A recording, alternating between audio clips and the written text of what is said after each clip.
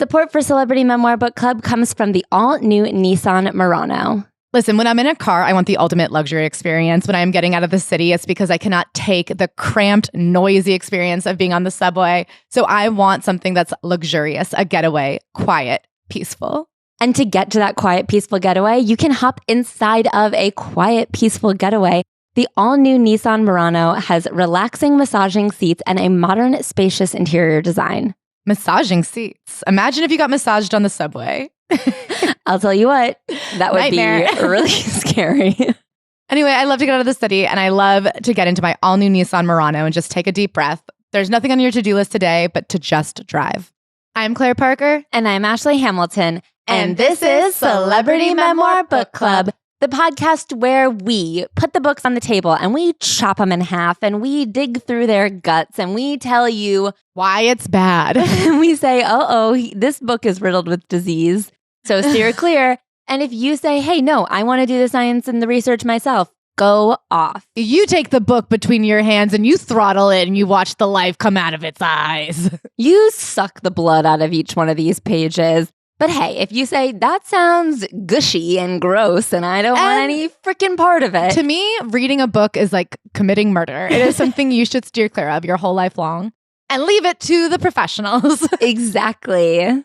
So if you want to do it yourself, have fun. If you want to keep your hands clean and just like know what's up, come inside. We're podcasting about it. Ashley, are we going on tour soon? Oh my God, we're going on tour soon. I am over the moon with excitement. It's going to be madness, memoir madness, if you will. We are going to Toronto, Chicago, Philly, DC, San Francisco, London, Dublin, and New York City. And we are going to pit 8 of our top celebrity memoirists against each other. You can follow along on social media to see which 2 will be competing in your city. You have to come to the show in order to vote on who makes it in the next round. And the finale will be at New York City in Brooklyn, where we live. It'll be June 14th, exactly 8 days after my birthday. So if you were like, oh my God, we missed Ashley's birthday, we have to celebrate, that's exactly when we'll be re-celebrating. Double celebration for the big 3-4. Oh my God, that's so many. Not too many that you don't need a second celebration a week and a day later. Exactly. I guess we can celebrate the Olsen twins' birthday. Is June 14th? No. Yeah, because I didn't think it was. I think theirs is June 12th, right? Yeah, but that's like closer. Can you believe I can't remember what book we read last week, but I just pulled the Olsen twins' birthday out of the fucking bottom of my cooch. I don't even know where it was stored. That's the depths of your torso. Anyway, never forget. I guess I can't. I wish I could. Sever me, baby. Ashley, yes, we Claire? actually didn't hang out all weekend. I know, I haven't seen you in years. We didn't even FaceTime, I don't think. I have truly no idea what you did this week. We did some voice notes, I believe. Limited. This week, I'm going to give you a bye week. Okay. Memoir madness alert. You don't have to say what you would put in your memoir. It doesn't have to be special enough for the memoir. But like, what would you have said to me in a voice note that now they get to hear today? Okay, no, the voice notes aren't worth listening to. I will say this week is when winter got me good. I feel like it's been ramping up for a few weeks now where I've been fighting it. I've been fighting it with all my might. And this weekend, I was like, okay, I've got. It's wintertime, baby. And I'm sad about it. And that's just the truth. But it was a rebirth because it was like now that I've acknowledged. I feel like we both put up such a valiant effort. Now that I've acknowledged the pits. Yeah. It's like the rock bottom and I can grow from here. And that's how I feel. You have to put the seeds of a flower in the rock bottom of the hill. Exactly. You can't grow seeds in the middle of a void. I feel like fighting with all my might was like leaving me unhinged. I kept on being like, I'm not even sad. Winter's not even hard for me. I'm doing really good. And I was laid bare. You know what people talk about? People always talk about how impressive mothers are. Not me. What about how impressive people who go through winter are? I was actually going to give you very specific credit. Dogs. Oh, yeah. Every morning I wake up and go, I can't even get out of bed. It's too chilly. I think, holy shit, Ashley's walking 2 miles right now. I barely left my house this weekend. And I kept being like, oh my God, Ashley just like has to keep going out there. It was like deeply unpleasant. I will tell you what, there was like a slush storm. A slush storm, literally. And then there was this like horrible full day, like a full I remember. Day. I went, I'm not leaving. of 34-degree rain. So it was like just above freezing. So it was fully raining, but it was so cold outside. Bug kept on like looking up at me and being like, are you fucking crazy? You know what's fucked up about Bug is I'm like, we're here for you, you dumb bitch. It's like when a kid is so mad that they're at travel soccer practice. It's like, you think the adults want to be here? This is your fucking future. You guys are 11. The soccer is not that good to watch. Every single time we walked past a car, she would try to get in it. Every time we walked past a store, she kept trying to go in people's apartments. Like every time she saw a door, she was hoping to be adopted. She said, I can't believe I'm back out on the street. Rescue me. I'm homeless. Well, kudos to you. And now I feel revitalized. I know the only way out is through, but I feel like a renewed sense of courage. Claire, how was your week? I'm kind of in my bad wife era. Okay. You know how in every couple there's like a good one and a bad one? There's like what? I feel like there's one that like tidies the home and pays the bills and considers the other one's feelings and is nice. And then there's one that's like just throwing tantrums all the time. Is that relatable? I guess. Well, I'm the bad one. Okay. And this weekend, Mac was sick. And I feel like I tried to be so nice, but then I kept forgetting to get NyQuil, which was like the only thing really to get. And the thing I kept doing that I was like, ugh, it's so funny that I'm saying this, is every time he was pretty sick, I kept being like, God, I can't believe next week I'm going to be this, but sicker. Because we're pretty sure he had the flu, but he got the flu shot. So he was like down, but not out. But he felt pretty bad, but he wasn't like laid out. Like I've heard the flu this year is really like killing people. And I guess I meant that figuratively, but I guess probably also literally. Sorry. But I didn't get the flu shot this year. So I keep being like, well, whatever you're feeling, I'm going to feel it worse. And he's out of town next weekend. So I kept being like, wow, you feel bad? Just think about how I'll feel next weekend and alone. Which is a really crazy thing to be saying to somebody who's sick. I just kept being like, I'm looking at you and I'm not liking what I'm seeing, thinking about myself in the future worse. Ay. Wow, that is a bad wife. Yeah, listen, I gave him 2 days off for Valentine's Day. He did it on Sunday. I said, you could have 2 days of a break because I see it's hard. You're sweating a lot. That's nice of you. I see you're sweating and short of breath. So you can wait till Sunday. And he did. How kind. Of me. Yeah, so true. How generous of me to say, take your time before you treat me. Speaking of taking your time, I think we've taken enough time before having to dive into this stupid little, what kind of surgery would you call this? Like a tooth? It's like what I would call surgery. Removal? I have this thing I do where whenever my skin is broken, if I like bite a nail too much, I'm just like, my surgeries. Ashley recently fell and scraped her palms on the street. She keeps going, my surgeries. This is like a Claire Parker, my surgeries. By that I mean pathetic, shallow, not worth mentioning. You should have shut the fuck up. Nobody cares. A scourge, a burden on the healthcare system. Can I tell you something? This is what Republicans fear will happen if we do free healthcare. They go, people will take advantage of the system, by getting care when they're sick, or do you think they're going to come in for an autopsy when they've not even been injured? Okay, I deeply am concerned that this was a big mistake for us to even do because a lot of people requested it, but it's also a lot of people requested it. And I'll tell you what, I have someone who commented on every single one of my videos and Instagram posts recently saying... Your personally? My personal. Okay, I love that you guys... This is like when I was little and I'd go around my parents' bed to my mom's side to be like, could I sleep with you guys? Because I knew only... Like, I love that I'm the mean parent and Ashley is the one that you're like, she'll say yes. And they said, trust me, there's like essays in it too. It's not just poems. Some of you guys are so stupid. And I say that like with shock and jealousy. I wish I had your kind of brain that I could read a book like this and go, there's essays. Essays. What do you think an essay is? Just full sentences? There's Instagram captions. There's essays. There's not even poems. To be in your mind and look out at this world and just... Okay. No offense, but you have it better than me.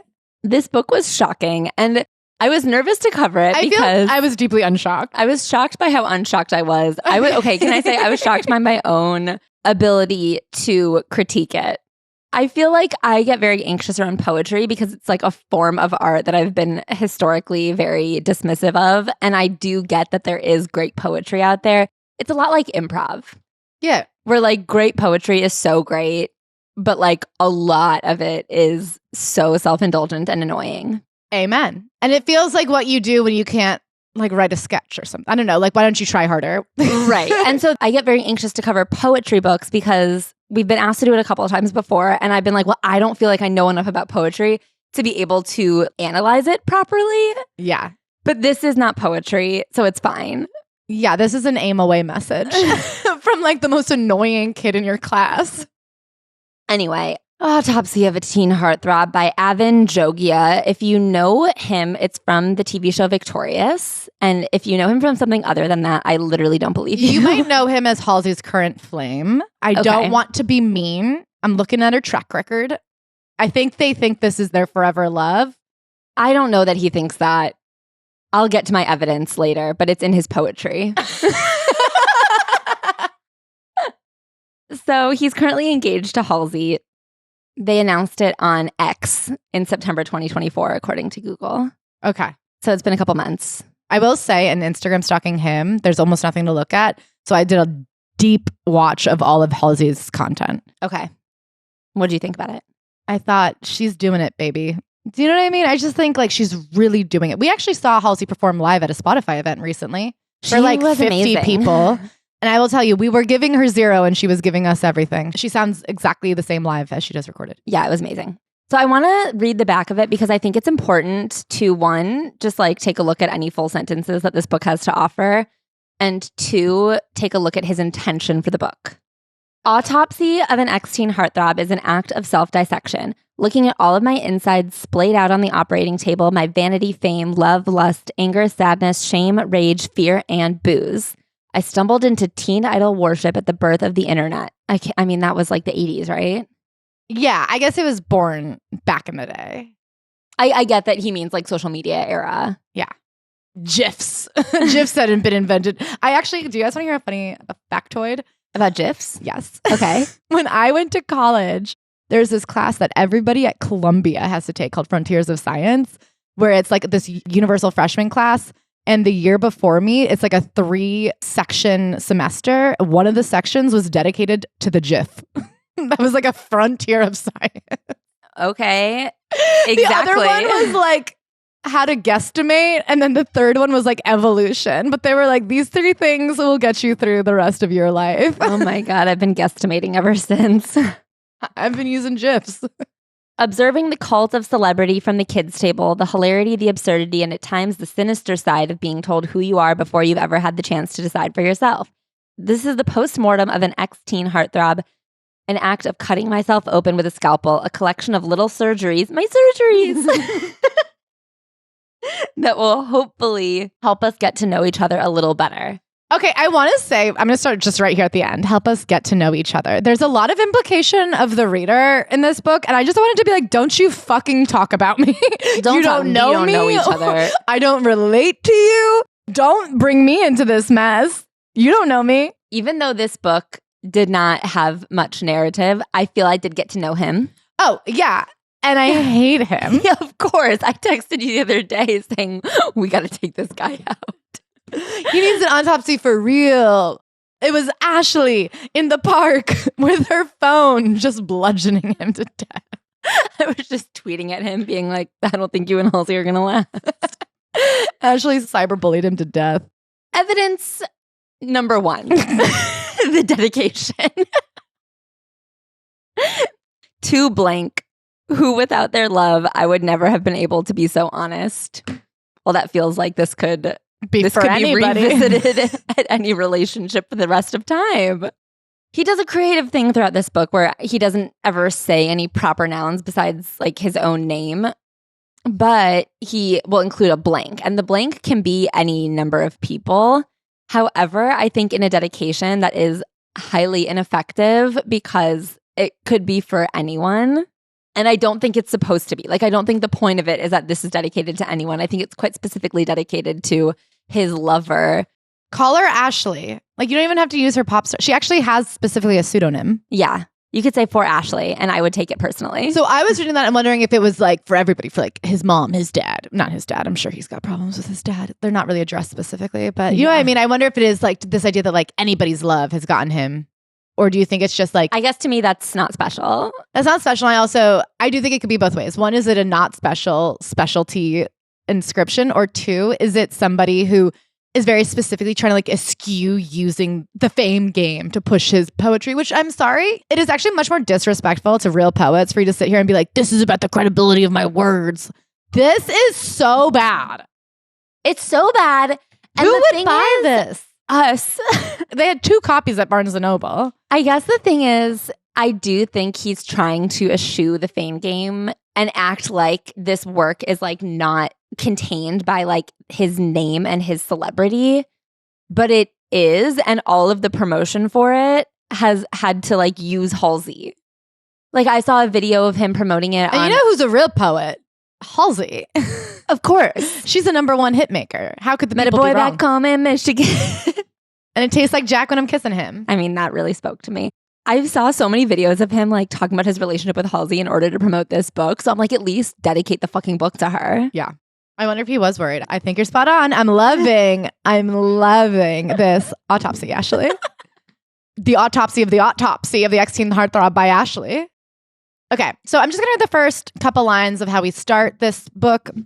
Autopsia, noun, to see for oneself. That's the title of this poem, the first poem of the book. Postmortem, dead. At least almost. Or at the very least, dying slowly, lying on a cold metal slab, having my insides poked at with a fork or a scalpel. Hell of a way to wake up. 32. Having my guts prodded at with a spoon makes you wonder why they call it the operation theater. The performance of being picked apart by you, all of you, huddled around me with white gloves and white coats, beady eyes shining above your surgical masks, pale blue.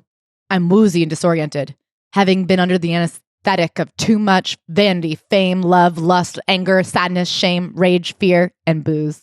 What does he think an autopsy is? He thinks they anesthetize an alive person.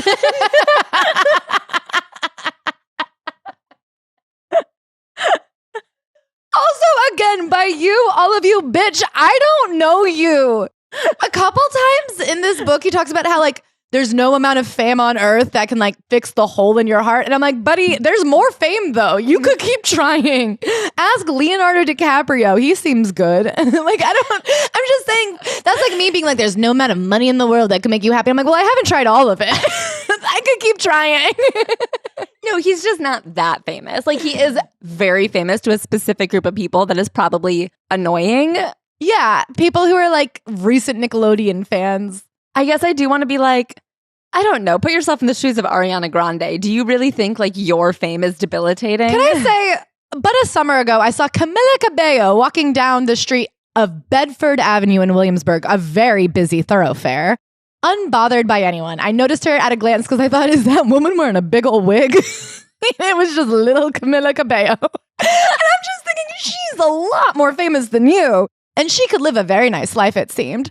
So like, buddy, put on some sunglasses and live your life. If you hadn't written this book, if you had gone to actual poetry slams, a Patti Smith, whose name he slanders with its use in this book, they would have humbled you quick. Okay? Those people at those poetry slams would have made you feel like shit. That is my problem with, I think, the majority of this book, is that he does strike me as a person who feels so kneecapped by his own D-list celebrity, when really he could have kind of eschewed it at any moment, actually. Like, he could have just been like, I'm going to go become a writer, and spent a couple of years studying writing and practicing writing and like learning from writers, and then been a writer. There's so much about this book where he's just like, I was stuck in a tower, unable to relate to anyone in the outside world. And it's like, but did you try talking to any of them? Because this book makes it very clear that you have a lot of ideas that if you had just maybe Googled them, you would have found out they were stupid.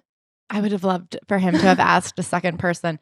For reasons this book will explore, I became afraid. I awoke into consciousness midway through my life. I mean, earlier in this poem, you turned 32. I believe since this book came out, you've turned 33. And there's just so much time to try something else, because this whole book is about how unhappy he is as a famous person, how much he like disrespects acting in any role that he doesn't think is like great art, how much he just like hates all of it.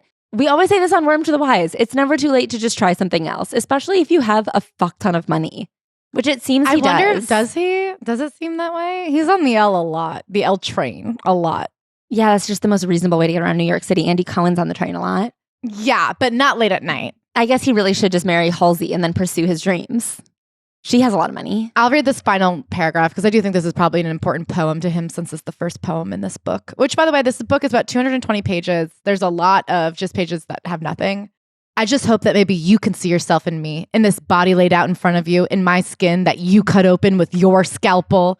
Maybe what is ugly and what is beautiful in me is familiar to you. Perhaps you recognize in me your own frustrations with the world around you, that you too feel hopeless and lazy and enormous and chosen and full of love and softness, and yet still feckless and broken.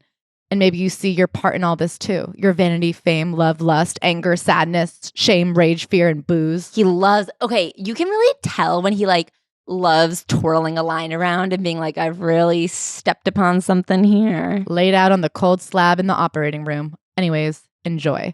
Can I say, I did not scalpel you. I was born in 1992. Victorious was not on my peripheral. I didn't even know boys were on that show, to be honest. I thought it was Ariana Grande and then whoever she chose to be friends with later in life. Luckily, that girl Liz got to be one, I guess.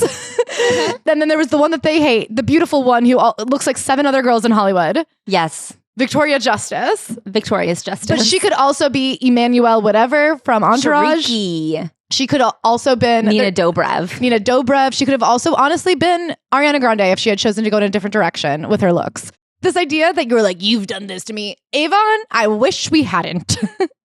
This next poem is called Good Kids, and it's about how the showbiz kids are such like alert and ready to entertain kids. No adolescence for the good kids. This is the life you chose, and it's not yours. Such good kids.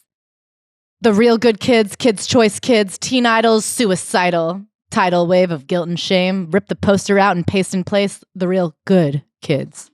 He mentions a few times that he didn't move out to Hollywood till he was 18, which I'm not saying that that's an age where you like no longer deserve humanity.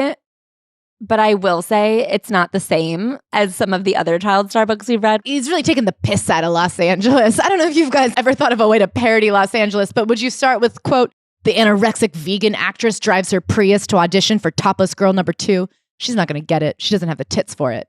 I guess I feel that my frustrations haven't quite been earned yet because you guys haven't heard enough quotes yet. But by the end of this book, all he does is like talk shit about how soulless LA is and how it deserves to burn to the ground. It is with poorly timed, great unluck that he put this book out just after catastrophic fires. Avan, you'll be happy to hear. I guess this book, to me, because I've talked my fair share of shit about LA because I lived there and was miserable. But there were parts of it that I loved and there were people that I loved. And also you left. And I left. And you figured out where you do like to live. Exactly. And when I go back, I'm happy to see people. I'm happy to go to the places I liked. Like, I was just a bad driver. And so I feel like this thing of being like, LA is just all frivolous bullshit is something I really can't tolerate. Because, like, how about you just try, like, engaging with a community? That's the problem with this whole book is he has this super myopic idea of, like, what everybody in the world values and it's what people in his world value. Mm-hmm. And I'm sorry, I am like, and if you don't like that, you can leave. I don't know. It's just not true that everybody in the world only cares about who was on Nickelodeon. There are, like, doctors. Do you know what I mean? Like, I know what you mean. Are other things. I also just feel like there's this weird sense of like being stuck in this world that like he really could just leave. I don't know, man. And that's why this book isn't that good because it doesn't actually interrogate his own value system. This book is all about how he's railing against the man and this fucked up Los Angeles with its fucked up values of fame and beauty and youth and all they care about is money and they don't care what they're doing in the environment. Dude, there's people who like really fucking agree with you and just live a different type of life. Like you don't have to stay. Like what are you doing? Yeah. Support for Celebrity Memoir Book Club comes from the all-new Nissan Murano. Ashley, I know you have been dying to get out of the city and do specifically a drive out of here because airlines are too much. It's too expensive. Airports are a nightmare. You just want to get in a car and take your little dog and go. Where would you take Sweet Baby Bug? Okay, if I had a car this weekend, I would take Bug up to Beacon, New York, and we would go for a little hike because I did that one time and it was the happiest I've ever seen her. It was crazy. Sometimes when she runs, her entire body elongates like she's Superman. Like every step, I've never seen her so fast and agile, and she's really fast and agile. So If I could take her upstate in a Nissan Murano, let me tell you what, everyone here would be smiling. And let me ask you, does Bug like being in a car? Yeah, she's trying to learn how to drive, but I don't think that she's tall enough. Yeah. Well, when she turns 16, she can get her permit. One of her favorite things about a car, especially the Nissan Murano, is the Bose premium sound system for her to play her favorite tunes. And how does she appreciate the supple leather and the massaging seats? Oh, she would never drive in anything less. Would you say that for Bug, the all-new Nissan Murano is the perfect sanctuary to let the stresses of everyday life melt away and enjoy the ride? Oh, I'd say that about sums it up. I'm going to skip around this poem. Dropped by CAA, picked up by Endeavor. The script is in spec, and everyone's under the weather. We rewrite, retake, another fucking remake. Enough with those, for God's sake. Boob job, nose job, Botox, blow job. Did you hear that he's gay? Really? I thought she went both ways. And when God in her heaven sends the floods and the thunders, your face on a billboard will highlight man's blunders. Okay, you get it. You think fame is despicable. You have to, you know who's not famous? Me. And I'm fucking running at it over here. Do you know what I mean? This idea that like, I don't know, my dad's not famous. His dog's not famous. Like Bug, a sellout, no offense. No, Bug's an absolute sellout. If you guys know anyone who's doing a dog clothing brand, I'm really trying to get Bug a collab. But like, there's plenty of dogs who aren't famous, like Bailey, who, you know, is Bug's has a idol. different body type. Bug wrote like 16 poems. Sure, she doesn't have Bug's model measurements, but she's happy with her life. She lives a quiet, easy life where she knows her neighbors and she has her passions and she has her family and she doesn't need your shit. And Avon's acting like Bailey doesn't even exist. She deserves love and care. Marathon runner. Whoa, I just realized that this is what that section is called. I don't think he ever ran a marathon. Stolen valor. Stolen valor. My mom got cancer the first week of shooting the show. Ovarian. I had just turned 18 and she was down in LA with me when she found out. So this seems like something massive that really doesn't come back into conversation ever. There's not even another poem about it. This event is interesting to me. So much life would happen in that short week. The show that would change my life started filming. My accidental independence down in Los Angeles would begin, and I would first start becoming concerned with mortality's finite nature in a real way. I would feel real fear for the first time.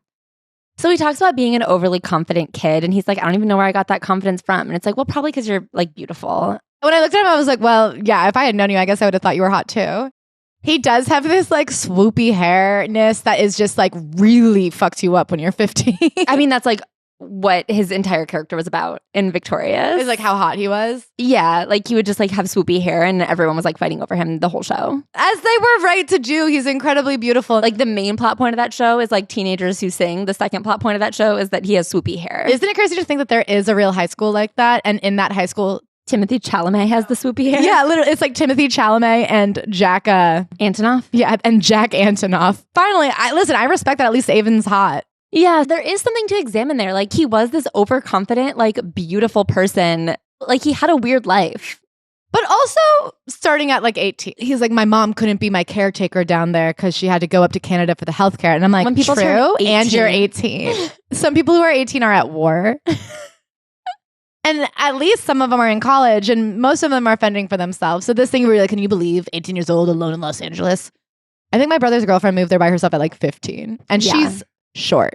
So she had a lot of dangers she was up against. I'm always scared. I've just learned to run right at it. I used to run at it in more toxic ways. Now I run at it by writing to you all. I run, I write, I run at it by reigniting my dreams and making art that I love, even though it might fail, and loving, even though I might get hurt. I am a fucking marathon runner now.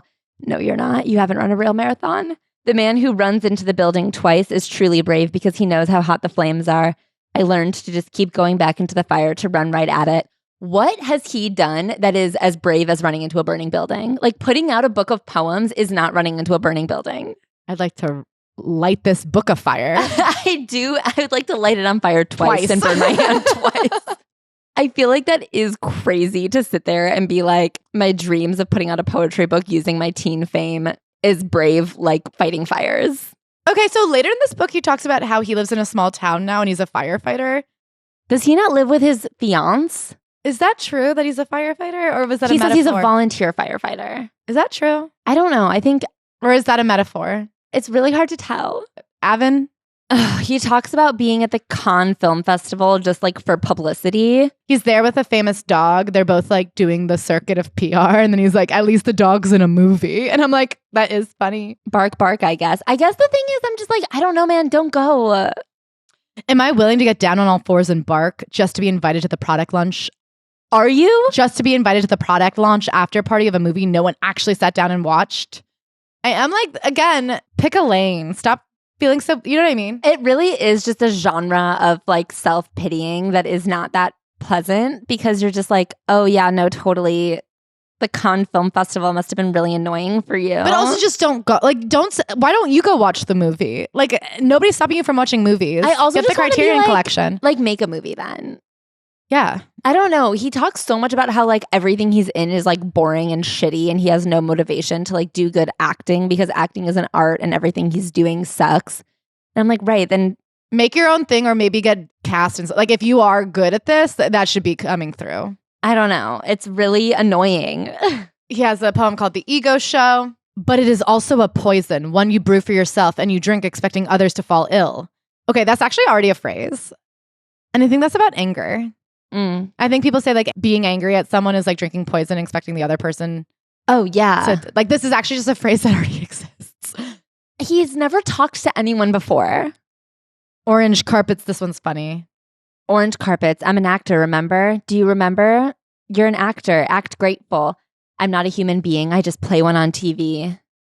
I guess I am. Like when you show up to the promo of your own TV show, you do have to act happy to be there. Like, I don't know, you and Constance Wu and fucking everybody. Like, I don't know. I used to say it to Kristen Stewart too. I'm like, act happy. I don't know. It is just this weird thing where I feel like actors get into this myopic situation where they think that like the whole world revolves around the project that they're in right now and like everyone is watching and everyone's paying attention. I really think that if he quit Hollywood, he could establish a life outside. Like, first of all, you don't even have to quit. Like, there are actors who have normal friends. You just have to like be thoughtful.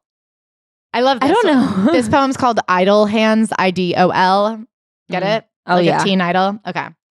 It's easier work, but leaves you feeling you didn't really make anything. The soft hands of an actor. Acting isn't soft work necessarily, but the work he did was. Now he knows the difference between comfort and contentment, and his hands will never be soft another day in his life. What, writing this book gave you calluses? I'm sorry. The metaphor of soft hands means you're not doing like manual labor. You do have to wake up early, but that doesn't callous you. It doesn't callous you. Also, so this poem ends with sort of a promise to never sell out again. Like he's never going to do any soft work again. But he is 32 and clearly very lured by the spoils of Hollywood. Yeah. Because otherwise he wouldn't be acting like this. Like you can just say no to it. You can just not do it. So I feel like this agreement to himself that he's never going to do shitty work again just for a check. In this one poem, he goes, I have great style. I didn't know about fashion yet. I'm like, okay, so you like love fancy things. Also, I mean, you compare this to Jeanette McCurdy's incredible memoir, which was like deep and vulnerable and well done and complicated and nuanced. And she is somebody who's clearly stepped away. Like, I don't know. If you're proud of what you're doing today, you don't have to be haunted by what you did as a teenager. Yeah. You can just see it for what it is, like a platform that helps you get to the next phase. Like, I don't think Michelle Williams is like puking, shitting, throwing up over Dawson's Creek. You know what I mean? I just looked something up. Oh, no. Victorious was on for 3 seasons and went off the air in February 2013. Okay. It's been 12 years since that. Mm-hmm. And for him to still be like crying and shitting and throwing up about the inescapable fame of being a teen heartthrob, like it only plagues you if you're never known for anything else since. In 12 years, I think Macaulay Culkin had already been in multiple remakes. I just feel like Ariana Grande went on to like have several engagements, 1 marriage, 1 divorce, several albums, a couple of stadium tours, and now she's in an Oscar-nominated role. Like Liz Gillies even starred in Dynasty, a show that was only important to me. Like the way that he's acting like this was an inescapable shadow. There are so many things in Hollywood that do not hit. We know people who've been in 3 seasons of a TV show who have like 10,000 Instagram followers. Like there are so many things that just don't really make that much of a splash. So the fact that he got this incredible launch pad at age 18 and like hates it, there are really a lot of ways to look at this. And he's taken the most self-pitying route. He has a poem called The View from the Kids Table, which is essentially like, I don't want to be sitting at the kids' table. I want to be with the adults eating dinner. Something that actually my mom told me from like art grad school that I think was very relevant in comedy, and I think can be relevant to a lot of people, is when you're new at something, there's this instinct in you to be looking up and wanting to be like collabing and working with and like peers with the people who are older than you and more experienced than you, and wanting to be like their equals more than the people your own age. I feel like when you learn like tennis or chess, like you don't want to play with people that suck as bad as you. You want to play with people that are good. But there's no real reason for them to want to hang out with you. You have to look to your left and to your right and see like who is at my level and come up with them, because eventually you'll all get good together. Look at Liz Gillies. She still gets to hang out with Ariana Grande. Yeah, and even the curly-haired boy. he gets to be in some of those Halloween cameos too. This idea that at 18, you're looking at the adults and being like, why can't I hang out with the producers of Nickelodeon, as opposed to like looking at the cast of people who are on your show, on other Nickelodeon shows. Like a lot of successful people have come out of that. Other people your own age who are actors, maybe not in the Nickelodeon pipeline. This idea that you're like, I don't want to be stuck at the kids' table. Well, all kids grow up. Yeah. You know what I mean? This always looking to somebody else to validate you. You have to get over that. Going back to what I was saying before about like how lots of things don't hit, if it does, it means it really resonated with people and people really loved it and enjoyed it. And the fact that he has so much resentment for being in something that was important to people is just like annoying. He also does this thing that I think people who have had weddings make the mistake of. Which is, sorry to like get ahead of myself, but a quote that comes up in a couple of these poems is somebody will be like, you were my childhood. And he's like, I wasn't your childhood and you weren't my... I feel like people who have had weddings, like people will be like, oh my God, you had like the best food. And they'll be like, yeah, everyone's always telling me how great the food is. I'm like, no, they're saying it to you because they think it's a nice thing to say. They're not like actually walking around independent of you being like, you had the best food at your wedding. It's just like, Avan, people are not walking around being like, when I think of home, I think of those 3 seasons of Victorious. Like maybe there was a couple of kids from some really fucked up households where Victorious was like the 130 minutes a week where the screaming stopped or something. But when people say to you, like, oh my God, you are my childhood. Like they're not being literal. They're trying to be nice to you. You're not that big. Like they're saying that they thought of it because they saw you. It's not something they think about all the time. Like, can I tell you something? I loved Everybody Loves Raymond. I didn't have cable growing up. It was on Mondays on CBS. And it was all I had. And I watched that show every fucking day. But I wouldn't be like, damn, Ray Romano, you were my childhood. You were my afternoon activity on most days when I was home without soccer practice. But it wasn't that deep. It was just on. Me and Bones. Bones from Bones. I mean, there's so many shows that I spent hours watching. I wouldn't say any of them were like my childhood. You know what was my childhood? What? The first 12 minutes of Cool Runnings and Jimmy Neutron, because that's what I would fall asleep to every night. And I normally fell asleep within like the first 15 minutes. I don't know how either of them end, though. I didn't have a TV in my room. When I first started writing this book, I was engaged to be married and in love. Somewhere in the middle of its writing, I was alone again and decided maybe I was going to be the kind of person who finds meaning in friendships, lovers, and family. Upon finishing this book, I am in love again. The blank dedication explained. It could be for anybody. I hope one day he's in love with me. I don't think you hope that. You're lying. I don't hope I'm in love with him back. I think you could meet him and say something wistful, and then he would be like, I saw God in your eyes. I think I could meet him and be like so fucking cruel but an instant. I think we'd be on the same train for like one stop and I'd go, your poetry's not... Like I would really like... lay into him and he'd be obsessed with you. And he'd be like, she's the truth. He would write a poem about you. He'd say, the girl in the knit sweater, she saw me what no one sees in me. She saw into me with a scalpel and I saw into her with watering eyes. Yeah. And I really do think he could want my approval. You weren't my childhood, bitch. Girl on the train with the knit sweater, I will find you again. And with your scalpel, you will cut me back open. I guess him and his ex, she proposed to him in Hawaii with a beer can tab. You were crying because I said you reminded me of Patti Smith, and I guess you felt seen. I am obsessed with the fact that he is of the genre of person who thinks they're the only one who's heard of Patti Smith. Guess what? Every single listener of Celebrity Memoir Book Club knows about Patti Smith. And Taylor Swift. So that's dozens of people. I also think Maddie Healy. And I guess everybody who's heard the Torture Poets Department. So again, we're up to hundreds of people. The entire Academy. He lost Or that the ring. Academy of Grammys. Yeah, the Academy. I lost that ring you gave me in the sea in Hawaii. Another piece of junk scraping the sand along with our love. Scathing. Oof. Blur person. This is a poem, Blur person. Blur person. It's Blur. Gabby Windy. Did you date Avan? Can I do my Gabby Wendy reading of Blur person? Yes. When I was a child and dreamt of my wife. That's good. Keep going. The type of child's dream you spend your whole life making, right? I saw a woman beside me and the lady of our house. I think you have to be going down and out more at the ends. And the lady of our house. No. She wears a dress I can just make out. Did you know what I mean? Yeah, that was really good. Who's watching Traders? We're talking about it on the Patreon. You are the blur person from my child's dream. Okay, so he sees this blur person and then she becomes unblurry and now there's a new poem called Blur Person Part 2. The Return of the Blur. For somebody who hates a sequel and a remake. You really seem to sequel and remake a lot of these. There's one later in the book called Storage Department Part 2. Okay, so I want to be honest. Reading this book, I knew obviously Ashley was going to fucking take a shit in it and rub it all over her face.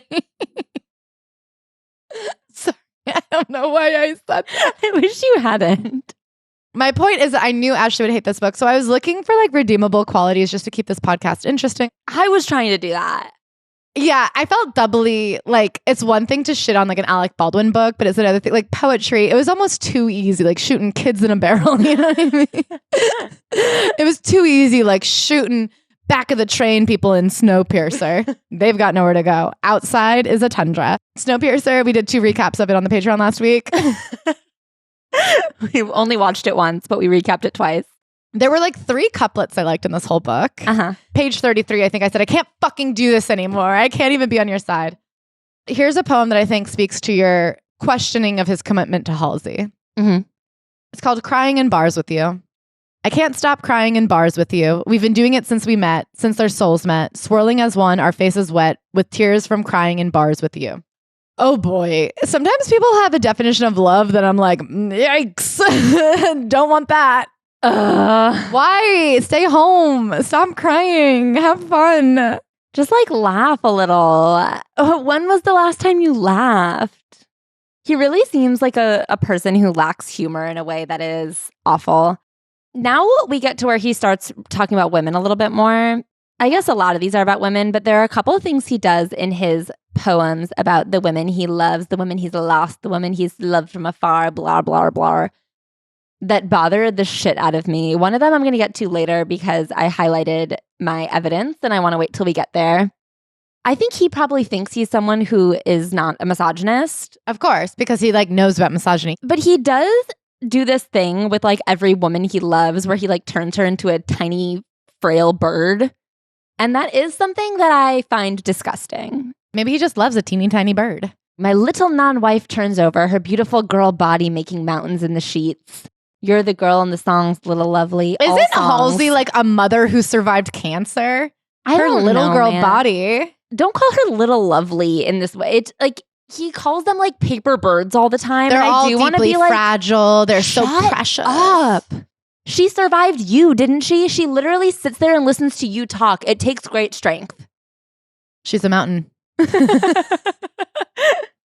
Support for Celebrity Memoir Book Club comes from the all-new Nissan Murano. You know when I wish I had a car the most? When? The other night when I was watching a movie at your house for our Patreon and it was like 10 p.m. and raining outside and I was like, I would do anything to just like get to sit warmly, quietly, calmly in a car. It takes like an hour on the subway to get from my house to your house. But if I had a car, it would take truly 16 minutes tops. Plus, I could just sit there and like enjoy the whole time. Imagine if I got to listen to my favorite songs or even my own podcast while I was commuting to and from doing my podcast. That's kind of low-key the Attleboro dream, no? That's the dream. The thing I miss most about having a car is having a place to scream sing. I live in an apartment. I feel like not even the shower is a safe place anymore. I have neighbors. You know, when I get the most jealous when I see girls on TikTok doing a video in their driveway, just sitting in their car. And I'm like, it looks nice to just hang out in a car, man. Just get home and sit for another 20 minutes. And you know which car is the most beautiful car to sit in? The all-new Nissan Murano with an expansive panoramic moonroof and ambient mood lighting with 64 color options. That's so many! 8 squared! The all-new Nissan Murano will transform every moment you have in your car to completely redefine you time. Can I say something though? If I'm going to get a car, I need it to have elevated modern interiors and a bold new exterior. I need it to be an unapologetic refuge, a place where I could take a beat to catch my breath and re-energize. Do you have any ideas? Oh, the all-new Nissan Murano fits the bill because sometimes the greatest rush is just not rushing at all. Ugh, can't wait to taste that. So he starts getting into like the part of him that feeds into what Ashley was saying, this like kind of new wave of misogyny of a guy who went to therapy. So he has all the verbiage, but seems to have changed none of his actions or underneath beliefs. Well, he also, I think, believes that he's like fundamentally fucked up by society. So he's not like doing it on his own volition. He's just like a person with problems, man. I also think he's somebody who sees himself as a boyfriend guy. He thinks he's a wife guy. He's always like, I was a family man. I've always just wanted a wife. The problem is none of them are deep. I would love to be a dedicated, loyal, loving husband if I could find a woman who's woman. Not so stupid. If any of these bitches weren't fucking vegan anorexic sluts. If I could find Patti Smith but hot, I would be so dedicated to her. I guess he did in Halsey. Good for him. He knew what he was worth and he held out. And ladies, normally I would say never settle, but I guess maybe you should settle because Avan's taken. Vulnerability in art is so often only as vulnerable as it can be while still being lovable. This is especially true in poetry. This type of low work, concerned mostly, it seems, with how the writer has been hurt, is not vulnerability, neither is it real poetry. I agree. So this is him not being like that. This is him being truly vulnerable in a way that's still not likable. I'm manipulative, I'm petty, I'm quick to anger and short on responsibility. I am thoughtless, careless, and crass. I have a pathological desire to be right. I am biting and go for the jugular. I am not patient, brave, or at times even kind. I am ugly, but I am trying. Boo. That's your big vulnerability? Just being like every fucking James Dean character? He loves to like muss his hair and go, I'm so fucked up in this fucked up world. It's in a different way that like a lot of boys my age are fucked up because they read a book and I read that book too. And I'm fucked up in a different way that quotes that book specifically. I actually get the book. This next poem is called Teeth Grinder. Should we just skip it? No. Okay. Because he does a thing that he does again later that is so stupid. Oh, with the asterisks? Yeah. So it has an asterisk in the title. And he talks about grinding his teeth. The gritty feeling of bone powder in your mouth when you wake up, dry mouth, dry lips, whatever, warrior, teeth grinder, barrier. That's what he repeats in this one, warrior, teeth grinder, barrier. And then at the end, asterisks, I worry what this poem is about. I guess I just feel like you should know. He does that a couple times where he's like, there's something here, but I'm not sure what it is. I'm like, well, then keep thinking, buddy. Could you imagine? That wouldn't be acceptable in a high school essay. If you were like, hey, I read this book and I really think there's something there, but I'm not quite sure what it is. They'd be like, D. You can't publish something that you haven't thought twice about. Go back and read it again, or just cut that poem from the book, perhaps. Maybe put it in your next book, because I'm sure there will be one. Okay, so he has this whole book called Room Service about wanting to kill himself in a hotel and all the things that he can't commit to. I really struggle with this poem specifically because I don't like the callous kind of like objectification of suicide. It's harder to commit to cutting my hair or taking a job or breaking off my engagement than to killing myself. That's just like not true, obviously, because I think you've done all those 3 of those things and you haven't done 4th of those things. I don't need a cigarette. What I need is a lobotomy. Good one. Or some sort of high dose of horse tranquilizer. I just think that this is like a very callous thing to say. And it's so an attempt to like be deep and talk about serious topics. And he has yet to bring any like real thought to the table. My biggest fear is ideas incomplete. Oh boy. Luckily, I don't even think you've had an idea start. You know what I mean? Good thing. I don't think you've had any ideas yet. There are a lot of poems in this book about like not having a legacy. That's like one of the running themes. One of them is that he's like fucked up about love. And one of them is that he's afraid he'll die without like a legacy outside. But like how fucked up is it to even want a legacy? I'm like, I don't know, man. Some people just like have kids and friends. And we also read Martyr for the Celebrity Memoir Book Club. for February, which I think the whole book is about that same topic and like way better. Oh, please. I mean, can I say it's actually fucked up of you to compare these poems? Like, that's a real book that people like love. No, I know. But that's a book that somebody like tried hard on. Like, of course, Martyr is like an actually very well written and like interesting book. But I think he thinks that this is like a subversive concept that he's the only person brave enough to write about. Mm-hmm. He's so far from that. It just keeps on coming back to my like main problem with this book, which is that he has never consumed like work from the outside world. Like he doesn't read. Well, this is the problem. I don't know if you went to high school or not, but one of the big problems with these celebrities is when they don't go to high school or college, they're reading books that everyone already like read and talked about with a professional. Yeah. And they're reading, you know what I mean? The way that like Taylor Swift kind of fucks up a lot of the classics. Like the way that she's always referencing The Great Gatsby and Romeo and Juliet. And it's always like, that's not really what that book was. Like, you know what I mean? She's kind of always getting these like great literary classics a little bit wrong. Yeah. And I think that there are just like other things you can do to like continue your education. And he hasn't done them, but he like thinks of himself as someone who's very well read and like thinks a lot of things. Yeah. So he talks about the hunter problem. All of my idols were bastards and drunks and addicts and assholes. I think young men have a problem. I call it the hunter problem, as in Thompson. Duh. The only way masculinity allows for sensitivity is to be suffering from it. Sensitivity, to be dying of it. Drinking your feelings into expression. Expression through aggression. Art through constant tension. So this I actually found very interesting because I agree. I mean, obviously there's a masculinity and sensitivity problem. And it does come from like the Hunter S. Thompsons of the world and the Johnny Depps and the whatevers. But I think it is not at all what he's asserting. But he's changed. Yeah.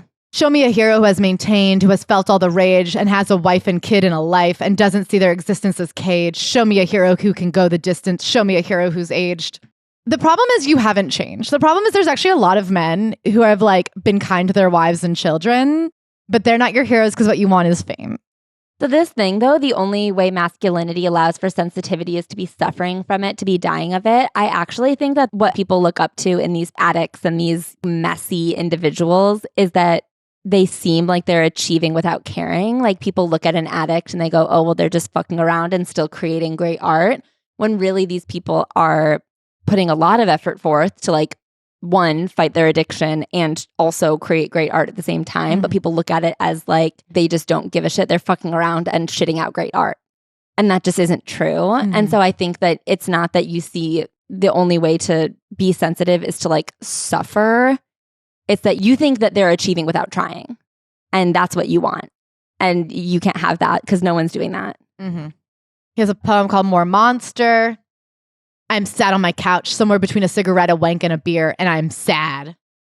Oh. There's no fuck, fame, or friend that can quiet him. That's the monster. I am like, this is where I'm like, I don't know. You're not so famous. Why aren't I some monk or a martial arts specialist made of discipline and morals, able to eschew Marlboro Smooth's Merlot and role-play sexual dynamics? He has a poem called The Loser's Prayer. Having grace when you've won your whole life doesn't mean anything. This is about like all the people who are like showing gratitude even though they have so much. Grace in the age of winning is easy. Every time they say you just have to work harder, say a small loser's prayer. Does he think of himself as a loser? Yeah, I guess he grew up poor. I am like, okay, but by the time you were 18, you were quite successful. Yeah. He really is somebody who's like, I've never had anything. Just this TV show that I fucking hate. Yeah, I've had winnings, but they suck. You think being hot is fun? You think all these people wanting to fuck me is fun? You think having a job at 18 that's highly coveted, that's fun? No. So then he tells this story about when he was in LA, he was supposed to be in Tiger Beat or J14 or something. He goes, you know the posters you had on your walls of all of us? Yeah, gay porn house. I just want to say before all the conspiracy nut jobs jump in, they kept those worlds very separate. Okay, I don't know. Ask Drake Bell if they kept those worlds very... There is something very funny about him being very quick to be like, nothing bad happened to child actors in a sexual way. Really? Because I also read Jeanette McCurdy's book. I've also seen the compilations of Ariana Grande. I've like also watched All Quiet on Set. I also... Yeah. Like, I don't know. It is so funny to like be like, by the way, nothing bad has ever happened to anybody except for me. So he thinks he's coming up with this great reveal. So he's 17 years old. He's doing a photo shoot. for an upcoming TV show called Victorious. And this house where they're doing the photo shoot, him and his mom went on the wrong day. And the day that they showed up, there was a gay porn shoot happening. The next day, it was going to be the place that they were going to have their photo shoot. And he's like, ugh, the parallels. Can you believe they shot these things in the same place? And I do want to say, as someone who lived in the San Fernando Valley, everywhere is a gay porn house. I don't know, man. There is a conclusion to be drawn from this. But if you want to be like, isn't it crazy that they were shooting gay porn here? Actually, no. They were shooting porn everywhere. One time in my apartment, the apartment above us was shooting a porn and they were like, can we run cables down? We don't have enough outlets to power all of our equipment for this shoot. Can we like drop cables off the balcony and plug them in at your house? To this day, we still laugh about it, but the parallel stands out to me now. One I can't quite place. The pinned up dicks on the walls and the posters of me pinned on yours. There is something in there that I can't quite put my finger on. Once again, maybe try harder. Something that I was frustrated by this book about at the beginning was that like he keeps talking about faded beauty, faded youth, how like you're no longer valuable when you're old and less hot. And I was like, fuck you. Like men have it so much easier than women. And then I said, Claire, check yourself. Because for any of us to be free, all of us needs to be free. And I am like, it is not fair to like act like a boy who at 17 was told your whole purpose in Hollywood is that you're a teen heartthrob. Like I'm sure he feels insecure too. He's allowed. And I actually am interested in this topic. However, he doesn't really get into it. For him to be like, what does it do to a young man, a teenage boy, to be sexualized crush? Teen girls are crazy with those crushes. Yeah. Like, look at Justin Bieber. It didn't turn out great. I am like, that is actually a story worth hearing. He just didn't tell it. But then, like, why not tell it? Like, to say the autopsy of an ex-teen heartthrob, let's get into the teen heartthrob part and what happened to you next. What happens to you when everywhere you go, every girl your age has a crush on you? What do you mean you can't put your finger on it? Then don't write a book. Like, that's what the book is putting your finger in it. Okay, then he has a really bad poem called Fame as. Fame as heaven, fame as acceptance, fame as envy, fame as power, fame as being powerless, fame as a tool, fame as a burden, fame as a rule. He seems to really struggle with fame. Next poem is called Headlines. The actor best known for blank has died. I think it's interesting when an obituary can limit your life to a moment. A life reduced to a headline. So odd. I've spent my whole life sick at the idea of what my headline would read. You will be forgotten, so why concern yourself with legacy? You know who I haven't forgotten? My grandma. And I don't think that like she was in any movies. I am like, you're too old to act like your only value is your IMDb. That's a choice you're making. Billions of people in this world live their life with love and are not famous. That's the problem with this book is it never interrogates his own personal obsession. He really takes all of his flaws. He's like, well, all of us are trying to be a movie star, right? Because he's never talked to anyone. In this very poem, he says, we don't remember who built Notre Dame. Just that it burned. I mean, some people know who built it. Yeah, not us, but that's for like other reasons. Yeah, I never even really knew about it. I thought it was just from the Disney movie until it was burning, but it's not my area of expertise. I think people who like loved that building would know who built it. Monks, I think. The hunchback. That's why his back was so hunched from carrying wood. Curtain call. The fear of faded beauty, worse than never having had beauty at all. You fear the falling of your face before your curtain call. I'm told freedom gives you quite a glow. So this poem pissed me the fuck off because I really can't stand this whole like, Emrata, my beauty is such a burden. I wish I was like you uggos. Losing your beauty is worse than having never been beautiful. I wish I could have been born looking like you. A disgusting piece of shit who never knew what it was like. Me? Why fuck me for? He has another poem called Tinkerbell. She looks up from the mirrored table and says, I just like the way cocaine smells. She's an actress when she's able, but when she's not, she lives in hell. Later, he says she released a vegan cookbook once just to stay alive, which to me, okay, I have like 6 things to say about Whatever happened to jobs? Well, okay, one, if you cannot think you are like a real penman, if your big LA joke is that bitch is a vegan. We just read Parker Posey's book. She's another one that's like, LA, vegans. Shut. If that's your joke, you're a dad. Shut your mouth and stay on your lazy boy, okay? Keep yelling at the TV, old man. You don't deserve a platform. Second of all, I love that, like, to him, the lowliest form of actress is somebody who puts out a cookbook just to make some money. I'm like, there are people I know who actually are professional chefs that would, like, die to put out a cookbook. I wish this book had recipes. I wish there was some use for this pile of paper in my home. If only there was a fucking vegan breakfast recipe in here. Does he think he's the first person to be like, Tinkerbell, she needs applause to stay alive? That's kind of like LA. I mean, I think they knew that. You know, the people who made the movie Peter Pan, guess where they lived? You're never going to guess what kind of people Disney Studios knew. I live for the applause, applause, applause. Lady Gaga said it first. I'm on the L train leaving a kingdom of heroin-headed hipsters and being carted off to God knows where. Canarsie. What do you mean God knows where? It's a train on a train line. It has pre-programmed stops and it can't go anywhere else.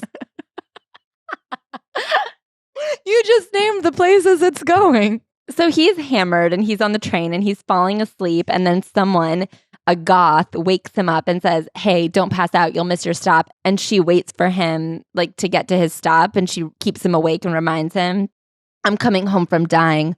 The slow death that takes clinically depressed addicts and people with cancer. Do not compare yourself to people with cancer. I'm watching Apple Cider Vinegar right now, and this is actually really problematic. Okay, so he has another poem called Slime Mouth. You're like my childhood, she says, curling her hair behind her ears with her fingers, flirting with me. Firstly, if you were trying to fuck me, making me contemplate my own death by old age isn't a great start. Okay. Okay. Oh, okay. I thought you liked being famous.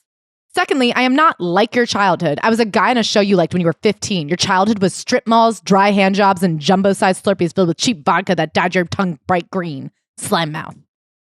You are my childhood, just as I am yours. I spent my childhood making TV. This is what I'm talking about when I'm like, oh, I think she was just saying something. I think she was just trying to fill the silence. When women say you are like my childhood, like there is being used quite literally. Like you are akin to, she's saying you're a part of. You're not actually her childhood. Anyway, then he yells at her for being stupid and nostalgic. And I'm like, totally, she seems crazy. You seem like you have a grip on things. He has one line in this book that I find very interesting where he talks about how his generation was like metabolized into nostalgia so quickly. Like the second Victorious went off the air, suddenly it was like BuzzFeed quizzes about like, do you remember 2012? And he was like, it was 2 years. Like, I think that is a very interesting perspective. It's just one line though in this book. Well, he's got a couple. He has this poem called Toothpaste Affair where he's like miserable and he wants to get out of his house. So he squeezes all the toothpaste into the sink so he can go out for toothpaste. Just hide it. Or what is she checking? I'm sorry. I live with a man. I can't imagine if I said, oh, I'm going to run and get toothpaste. He'd be like, show me the proof. Put the empty tube in my hand right now. Oh my God. On the way to get toothpaste, a bunch of high schoolers say, I used to want to fuck you. And they drive off and I go to the store to buy toothpaste. Oh, here's a line I liked. But I think it's because he stole it from Halsey. Oh. A real poet. The bull buys the china shop. You're like a bull in a china shop, she says. But like if the bull, after breaking all the china, opened a china shop and was like, please be careful not to break the china. That's really funny. So the bull buys a china shop and a shit ton of glue and tries to glue things back together with you. I'm like, I don't mind that as a couplet. Yeah. I didn't mind it. I love this. He goes, stomping around all your china doesn't help. It's all red, which to a bull is a trigger. Yeah, we know. Like famously.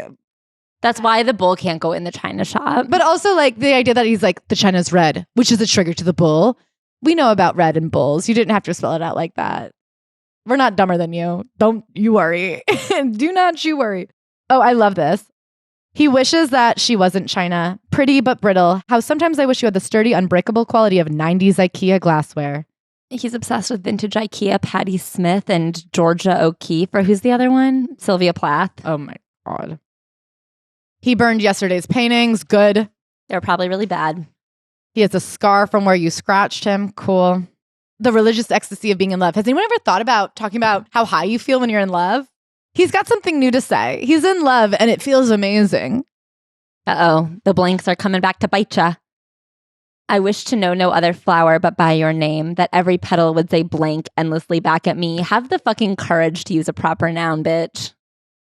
French girl. I've been in Paris looking for that French girl you wanted me to be with. I think your exact words were, sometimes I feel like I'm stopping you from being with some beautiful French woman. You were my beautiful French woman. I said it to you every day, but you never believed me. Anyway, I've been sleeping with a girl here. She's from Santa Barbara. LOL. This is like the irony, Rupi Kaur, but worse because it's a man who was on TV and thinks that's sad. The hardest thing in his life is that he was like very successfully on TV for a short period of time. He has Robert De Niro smile lines, which he's like, I used to want to be an old man because that's when I'll be taken seriously, but now it sucks not being hot. Wah, wah, wah. I might just need hand cream is how that ends. Bravery. Don't talk to me about bravery. He ran into that burning house twice, metaphorically, via poetry books. So he has a story about lying on my back on the front lawn of a house in the Hollywood Hills. Blank's house is located up some winding long driveway concealed from the world. He is very famous. Okay. So he's at a party. Do you think it's Justin Bieber? Maybe. Who did you think it was? I had no idea. I got the feeling that this person was older than him. Okay. Anyway, even though there's just like hot girls passed out all around, they've been on a drug bender for 48 hours. He goes, I don't feel like me, he whispers to himself. Oh, the other thing is this guy is like freestyle rapping at him. Doesn't that feel like Justin Bieber? I guess that feels like every man at up frat. Can I say something problematic? Sure. He talks about how bad this person is at freestyle rapping. You think Justin would be good? No, not good, but not like that bad. I think Avan Jogia would be the worst freestyle rapper. Yeah. I think Justin Bieber would impress Avan Jogia. Yeah. I guess that actually eliminates Justin Bieber for me because even though I think that he would not be... Who else is famous? Who else is famous?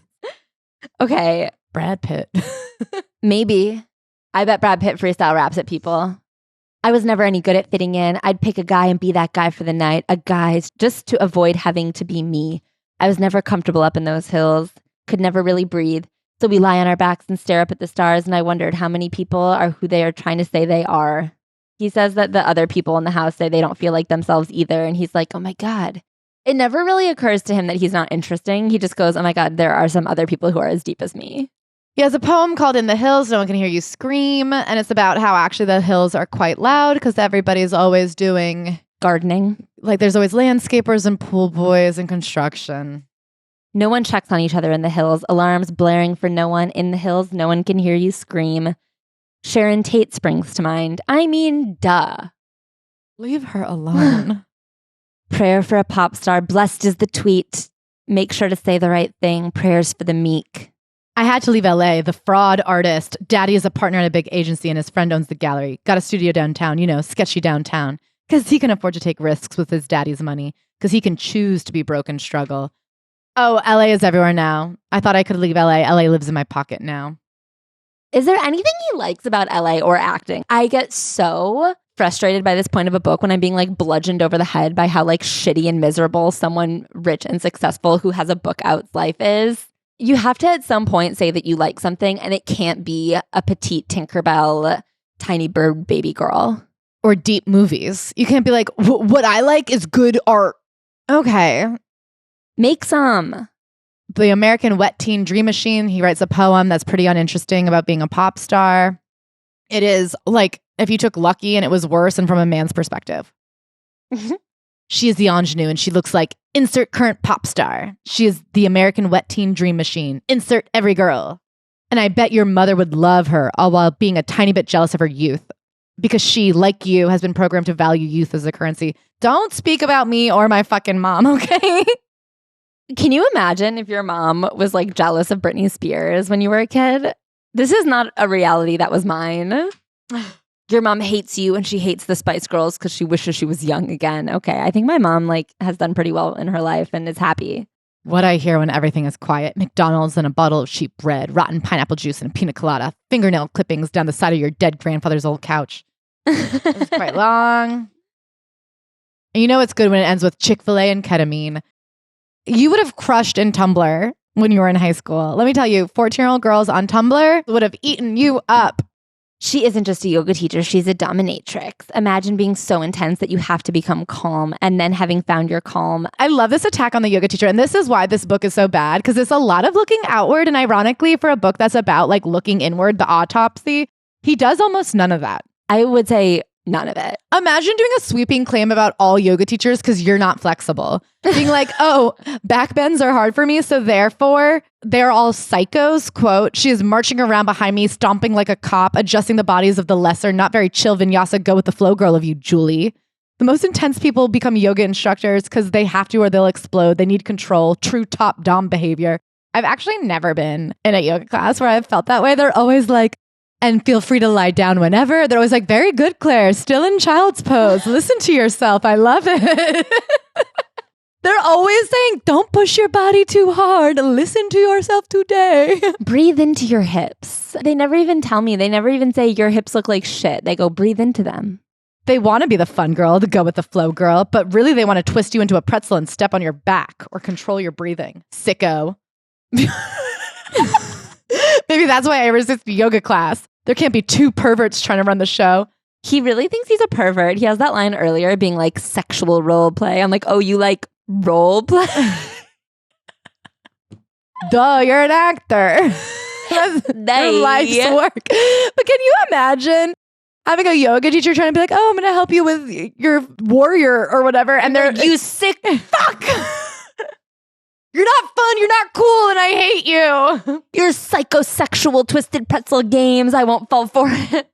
He's got another great one. Leather bondage and vegan leather. Even our sex toys are environmentally conscious. I'm just trying to find a high quality flogger. How much pleasure are you willing to give up to save the planet? For you, it seems none. It seems like all you do is self-indulgent pleasure. And then later in the book, when he talks at all about like the ills of society, he's like, oof, hopefully someone handles that. So we haven't even got to the part where he's like, oh, we'll use your platform to speak up. Nah. That's a big conclusion he comes to a couple times. Yeah. I will say, like, again, this to me is very in line with the anorexic vegan girls who do cocaine and wellness. Hot fucking take. Good one. Bad one. Don't just skip to this poem. Read the others first. That's the title of this poem. In praise of whores. If this isn't you, read on. Well, Ashley, tell the audience, is this you or are you reading on? I'm reading on, Avan. Nice try, bitch. Okay, this is actually what I have to say about his use of the term whores. He loves to call people whores. In this genre of poetry, I would title this genre bad poetry, by men. There's a really common use of the term whore to be subversive. And I would love to know, like, what as men you're subverting. You know how women get a ton of respect, and specifically sex workers and specifically sexual women. Yeah. So when you're like disrespectful to them, it kind of brings up ideas. Interesting and new, and no one's really doing that. I guess to me, I think a lot of them do it because they're trying to like call out themselves. Like they're doing it as a way. Like, I'm no better than the other men. I think you're a whore too. And I'm like, yeah, I know. I could tell. And I do think it's like a distinctly like stupid and thoughtless way to use a very stigmatized term. I would love to read actually the next poem. Just when you said bad poetry, written by men or whatever that title of poem was, how about this one? Messy, sticky little truths. This is so I don't even know if I'm going to gross. get through it. Spilling across your stomach like fresh goat's milk, breasts golden brown, and auburn ribbons tied down, soft smelling, full of fucking and sadness, filled with thrusting and trust. Messy, sticky little truths I pour over you, writing on you in spit. Sentences said without speaking, you've tasted all I have to say inside of you. Claire, that was disgusting. If we had an HR department, you would be fucked right now. Don't tell Bug. This next one was one of the few ones where I'm like, what are you saying here? I will say he's not a particularly abstract man. He's not somebody that's hard to get to the bottom of. This one is confusing. She was bored and full of fucking, and I had a pocket full of dog treats. I was sniffing around. What are you doing? You and your replacement companion, dog meat. Look at him, all up on his hind legs. Good boy. I know you're bored and full of fucking. What is full of fucking? And I have my pocket full of dog treats. And you've trained him up real nice, all up on his hind legs at dinner parties. So well behaved when he meets your mother, he doesn't jump up at all. He's gotten even cuter since he was neutered. But I know you're bored and full of fucking, and I have my pocket full of dog treats. So the boyfriend's the dog. Yeah. But what are the dog treats? Like, what is he going to give the boyfriend? And then what, like, once the boyfriend's distracted, even though you're full of fucking, he's going to... Did you make room for dessert?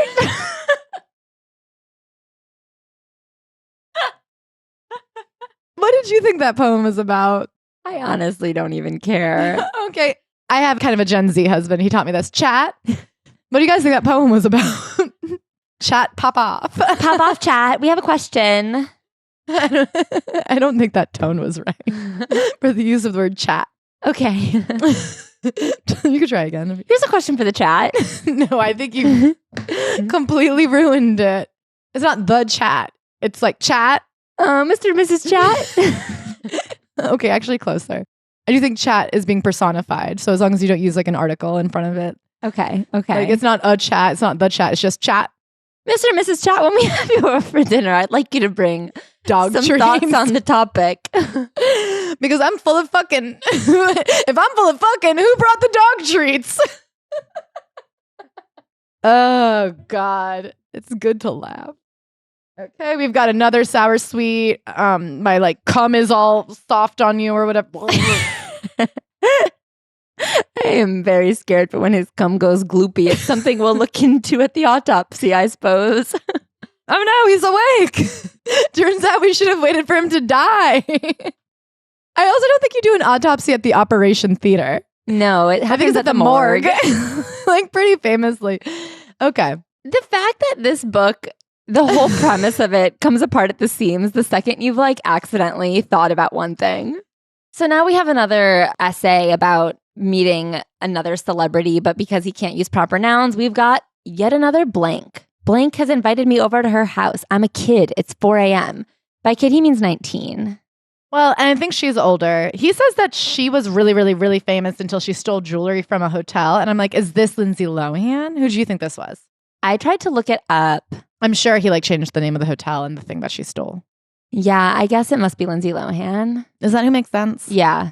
Okay, so he goes over to this girl's house, even though it's late. These days, I'm in bed pretty early. Lost my curiosity, I guess. Or at least I'm less curious about what goes on in famous girls' bedrooms at 4 a.m. Yeah, it's so crazy that you had sex with Lindsay Lohan, the hottest girl from my teenage years.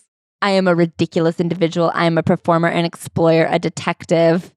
Camp, I believe the term used. This is not camp.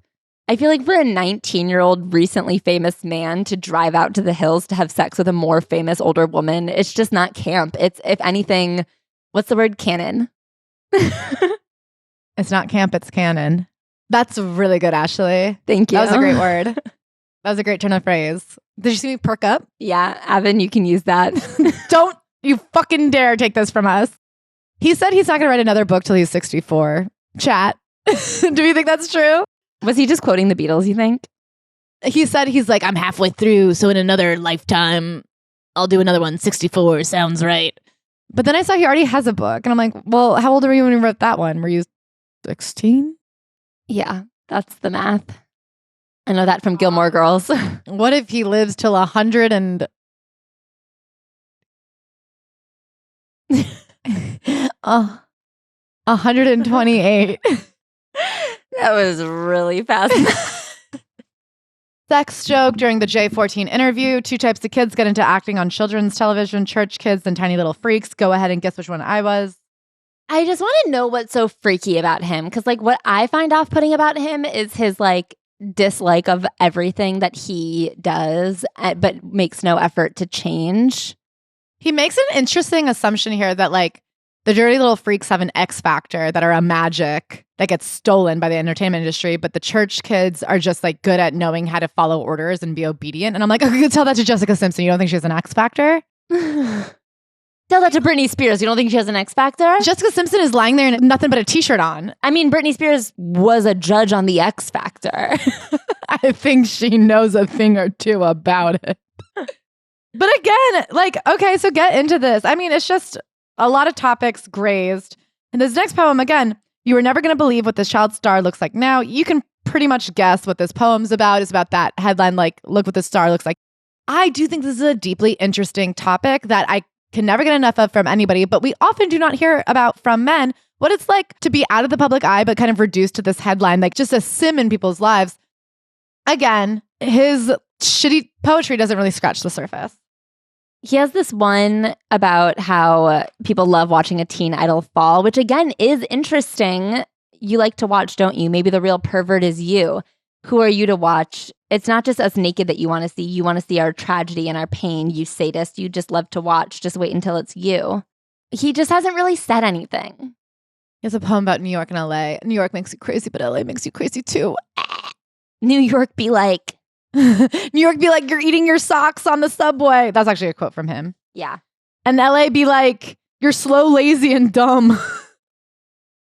Love has a number. That's about how At the end of the day, love is about money. True love is for the wealthy. I have to find someone to split bills with, someone to rent with, get on each other's health plans, whoever has the best coverage. Love has a number, especially in New York. Interesting that you ended up with a very rich woman. She pays the groceries. Postmates, they split. He gets the Ubers. They sometimes take trips. It feels very voyeuristic about what he thinks regular people in relationships talk about. Or it feels very dishonest that, like, look who he ended up with. How lucky that he fell in love with, like, a super rich woman. Yeah.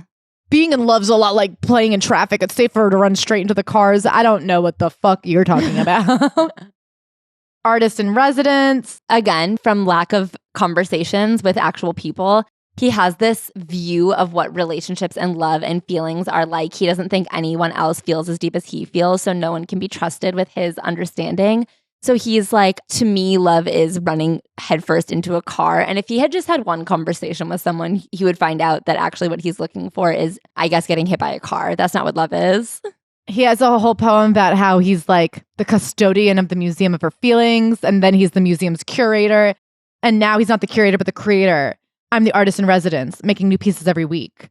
What will I mean to you in your personal museum where all the history relates to you? Sometimes sadness is a kind of narcissism. You think? One idea that he comes back to in several poems is that his love is hard on people. Mm-hmm. And I guess to me, why? Stop that.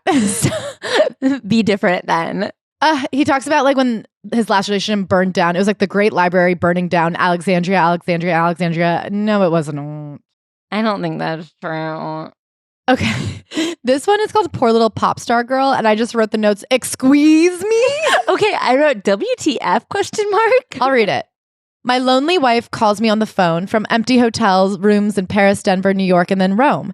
And she is hardly ever home. Poor thing. Poor wife. Poor little pop star girl. Go. Get out there, little girl. Ew. This is what you've waited for. When you were all poor and alone, this is what feminism is for, I'm told. A debilitating job that makes you feel guilty, working yourself to the bone. Bound by your work. You wanted to be a big girl. Now look how you've grown. Don't you talk about feminism? Nobody really gives a fuck what you think. What it wasn't for you. About? It wasn't by you. No one expected you to get it.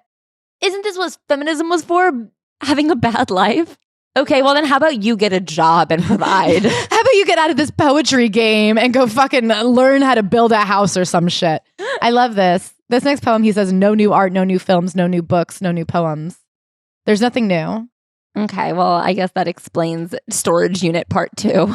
So then he has a poem called Hypochondriac about how everybody in LA is so healthy because like they're so scared they won't be able to work. And then he goes, why do you want to live forever? To watch LA burn to a crisp?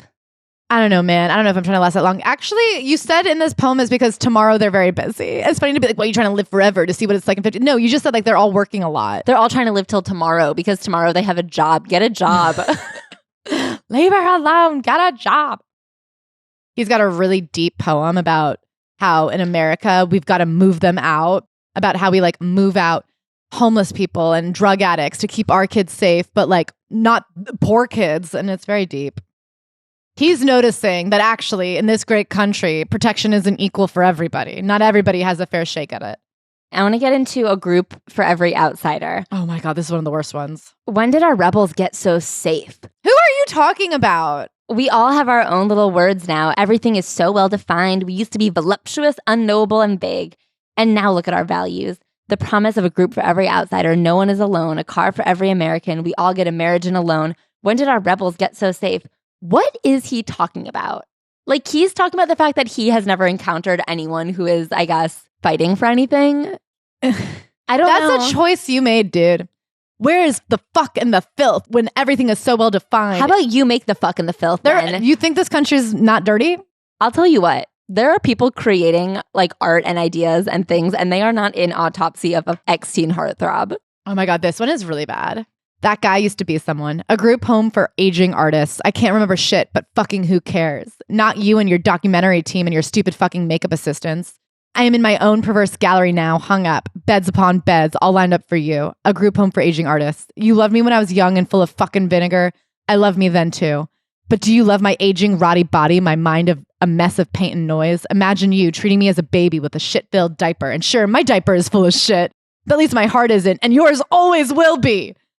My soul has been filled with diamonds and uranium. Yours are filled with the contents of my fucking diaper. The only advantage you hold over me, son, is your fucking youth, and you will lose that too. A group home for aging artists all filled with versions of you. What is he talking about here? I don't know, but I'm disturbed. I actually do not know who the you is in this poem. I don't know who he's speaking to. I don't know what this perspective is. I don't know what artists he thinks are looked down upon as they get older. I guess I also think, especially because of the art that he claims he wants to create, like thoughtful poems, I think we look up upon. That's what I'm saying. Also, this idea, like, who even fucking cares besides this documentary crew? If there's a documentary crew, that's like a good chunk of people.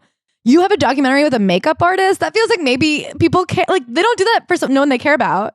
Yeah, I don't know. You have a book deal. Someone published this. A group home of aging artists all filled with versions of you. Not everything is about you. I don't know. There's just like such a self-obsession here. He's so deeply uninterested in anybody besides himself. Gallery Books, an imprint of Simon and Schuster. I mean, this is a big gig. There's a serial pooper defecating in the aisles of the theaters on Broadway, doing his dirty work in the dark. He sat next to Hillary Clinton once during Hamilton. We are the same, me and this dirty little defecator. We like to do our business in the dark. Stop. We like to do what we are told not to for art or in protest. What are you doing that's as loud as shitting next to Hillary Clinton during Hamilton? I can't believe his dirty little kink is making people read the word poop. But I do want to say, like, what is his art and what is his protest? He, like, specifically in this book is like, why would I speak up? Yeah. What is your art? What is your protest? This is not the same. If someone took a shit next to Hillary Clinton in Hamilton, I would have known about it. That didn't happen, right? How could that have happened? We would have known about it. Hillary Clinton would have wrote about it. Blood tastes metal, but it also tastes sweet. Oh, okay. Musings on Blurred. Oh, this is like a crazy thing where he's at the dentist and, you know, they're saying like, your teeth are pretty fucked up, buddy. And he's watching Rachel Ray and someone gives away her aunt's recipe. And he's like, I can't believe what you're doing for free. It's amazing what you'll let your captors do. Spit, Amelia says. Captors? Amelia is his dental hygienist / captor. Wait, this is my favorite line in the whole book. Do you floss? Ah, this part. I just feel like to be like Rachel Ray and my dental hygienist, those are the captors. You mean the people you voluntarily visit? Does he think Rachel Ray is holding this poor woman making a souffle captive? So he has this poem called Scene Partner. None of the women I've ever dated knew my favorite flower or even asked. I knew theirs. I think much is made of love, the performance of it, but like a really good actor, I am not lying or pretending. I am telling my truth with my full voice so that the people sitting in the last row can hear me. I fight through all the shame and embarrassment that they do, shame, fear, and worthlessness, to step up on the stage, to show up unafraid and show them that I love them. Never had a scene partner that really felt the same.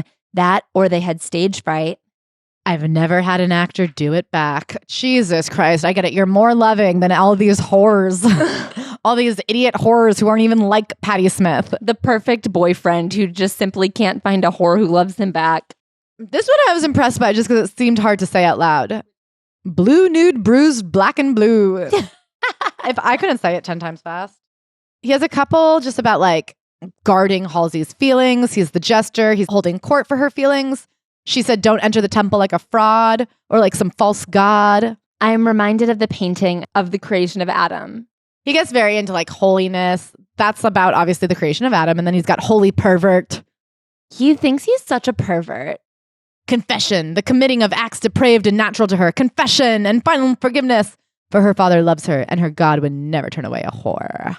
I fight hard, dirty, probably. Please don't break on me. I fight hard, dirty, probably. Please don't break on me. You were built fragile. Better to say delicately. Me, your rough man. Please don't break on me. I fight hard, dirty, like, maybe don't then. Yeah, he's always like, I break my car. I break my shoes. I break my teddy bear. I might break you. That's actually sounds like one of his poems. No, I think that's a poem. He's got a poem called The Santa Ana Fires. For I knew the Santa Ana fires burned my fear and left me hope. Okay, say that to the people who recently suffered greatly at the hands of the Santa Ana winds, fires. He also, during the course of this poem, they go on a drive during the fires. We had coffee next to a 6'4" blonde-haired teenager with bandages on her nose. Jesus Christ. We get it. You hate superficiality. You can only be hot if you're Avan Jogia. Okay, this is the ode to Patti Smith. This is the sickest poem we've ever read. Don't you fucking dare. I said, pardon, question mark, question mark. If you don't know, we just did Patti Smith's Just Kids, which was like a beautiful, incredible memoir. If you don't want to listen to our episode, I really recommend you read the book. I gotta go, Patti sighed. I gotta wash my old man's clothes. Daddy-o, got to get clean and go, go, go. Feminism means a clean set of clothes, iron shirt, tie, and a pair of trousers. Pleats all neat for your daddy-o. Even Patti Smith ironed clothes, the hands of a poet, bound in yellow rubber washing up gloves. Imagine wasting those, fingertips meant for writing prose. Not that there's shame in the domestic game, but that's not Patti's bag, daddy-o. Good God, you look good in my suit, and that fuck me haircut, all short and cute. Patti, Patti, you lovely bitch wolf queen. Don't call her that. Don't go, become the poet mother. Stay here in clean clothes. I can't believe he just called her a bitch wolf queen. I can't believe how many times he said daddy-o. What does he think he's doing here? I feel like he's trying to mimic the style of Patti Smith almost in like the most pathetic way I've ever seen. I don't like it when he says the word feminism. I think he should shut his fucking mouth. We've got a poem called Miss Icarus, which has this incredible line, the last boring monogamist at the orgy. Totally. Then we have a prose excerpt where he's talking to his friend Jay and giving some of the worst fucking advice I've ever heard. Jay is complaining that he feels tertiary in the girl he likes life, that she doesn't prioritize him. And then he says, you're being abusive by being insecure. And being insecure isn't hot. Yeah. And then he goes back. He goes, okay, no, I don't mean you're being abusive, but you're making your shit her problem. It's actually selfish to be insecure. It's sort of like a passive-aggressive, violent act, man. Jay puts down his fork. You think he's about to cry? I'd hate to be bumming her out. And then, Avan feels bad. You are sweet and big-hearted and dumb and beautiful. I want nothing harmful to ever befall you. Imagine you're a friend being like, hey, man, I'm looking for advice about my girl. And you go, you sweet, dumb idiot. You're an abuser. Your insecurity is pathetic and disgusting and ruining her life. And not feminist. He's got a poem about how only narcissists take baths, the bent-over posture of self-obsessed, staring at your navel, inspecting yourself. Okay, that's actually not how you sit in a bath. He thinks you sit in a bath like the letter P on its side. He talks about how when he takes his bath, his dick floats to the top. What kind of like grew-ass shape? What do you mean I'm bent over looking at my navel? Okay, here's the thing. Here's what's gotten bastardized about self-care. It actually is really lovely to do things for yourself if you are like busy and doing other things. It's self-indulgent to do self-care when all you do is indulge yourself. Okay, wait, I'm not done with this. Okay, so he goes, showers are the way to go. People usually read poetry for the same reason they take baths. For self-reflection, to relax. I do it for self-inspection, dissection. I look at my skin in disgust. Cutting it open and having a look under the hood to see if I'm dying. Same when I'm writing, slowly sliding in the bath. Okay, he's got some poems about like, what's the point of being alive? It's too much eating and stuff. Then all the bugs in his apartment are dying and he's like, what's that about? Maybe I'll move to New York and get serious. Maybe I'll move to London and get sad. Okay. But my life hasn't been normal. Bingo. My next book title, Sober Sex with Strangers and Other Awful Ideas. Don't write another book. So this is one of the most interesting poems. It really is an interesting look at his psyche and like how important, like how much weight he puts on social media specifically. The lady on the L train is a renowned harpist, famous in the circles that avoid fame and nameless in a world dying from it. I think that she has like 14,000 followers. You know, cool numbers. Anything over 150,000 is too broad. Therein lies a world of promoted posts, brand endorsements, and follower conversions. Plus, the people who like your posts start to become less nuanced. They don't even know what you do. They just like that you look good doing it. Daddy. Under a post of a scientist that specializes in gut bacteria. That's not happening. Slay queen. Under a post of an environmental conservationist discussing global heat death. That might be happening. That might be, but I guess I also am like, I don't know, man, then keep trying to say something. It's so interesting that he's like, I don't know, I just have too many followers on social media to say anything interesting. That is such an interesting way to look at things, to be like, I'm actually too famous to make a point. People will just call me, I'm too famous. Well, he's not hot. even talking about making a point here. He's like talking about like being a generalist. The fact that the people who follow him, he has 3.4 million followers. He's like, these people don't even know that I write poetry. And I'm like, well, because you don't really. Let me tell you. Wait, you're writing something. Also, then delete your account and start over. Have only people who like love poetry find you. Yeah. I don't know. Don't put your face on it. Don't like dress so sexy all the time, you bitch. Stop looking so hot. If you want me to know about your thoughts, stop being so goddamn cute. He's got art is a whore's business. Okay. We sat around the odd hours of the evening like prostitutes drinking champagne. I don't think being a celebrity is for me, and I don't think my art is making the world any brighter. Yeah, can't say that more times. So then he talks about like all the raw data, which is like the people when you're young that you find hot that kind of inform what's sexy to you when you're older. Odd to be a part of, to be honest. Strange to be that for you. For I know what it feels like to be used. Again, I'm like, you're kind of brushing the surface. Like, right about that. Yeah. How does it feel looking back to be like, oh my God? If you feel that like none of your thoughts are your own, everything's just been like raw data funneled to you to influence you, then like start thinking and experiencing things. I guess I don't even think that's what he's saying necessarily. But you know what I mean? I think he's saying like, you know, growing up, you had a crush on a character and now you've always thought like flannel was hot. You know what I mean? Like, I don't think that's what I think he's saying like, I have been just a sexy image that was sold to people and it's weird to walk around and know that. Yeah. Then talk about it. I don't know.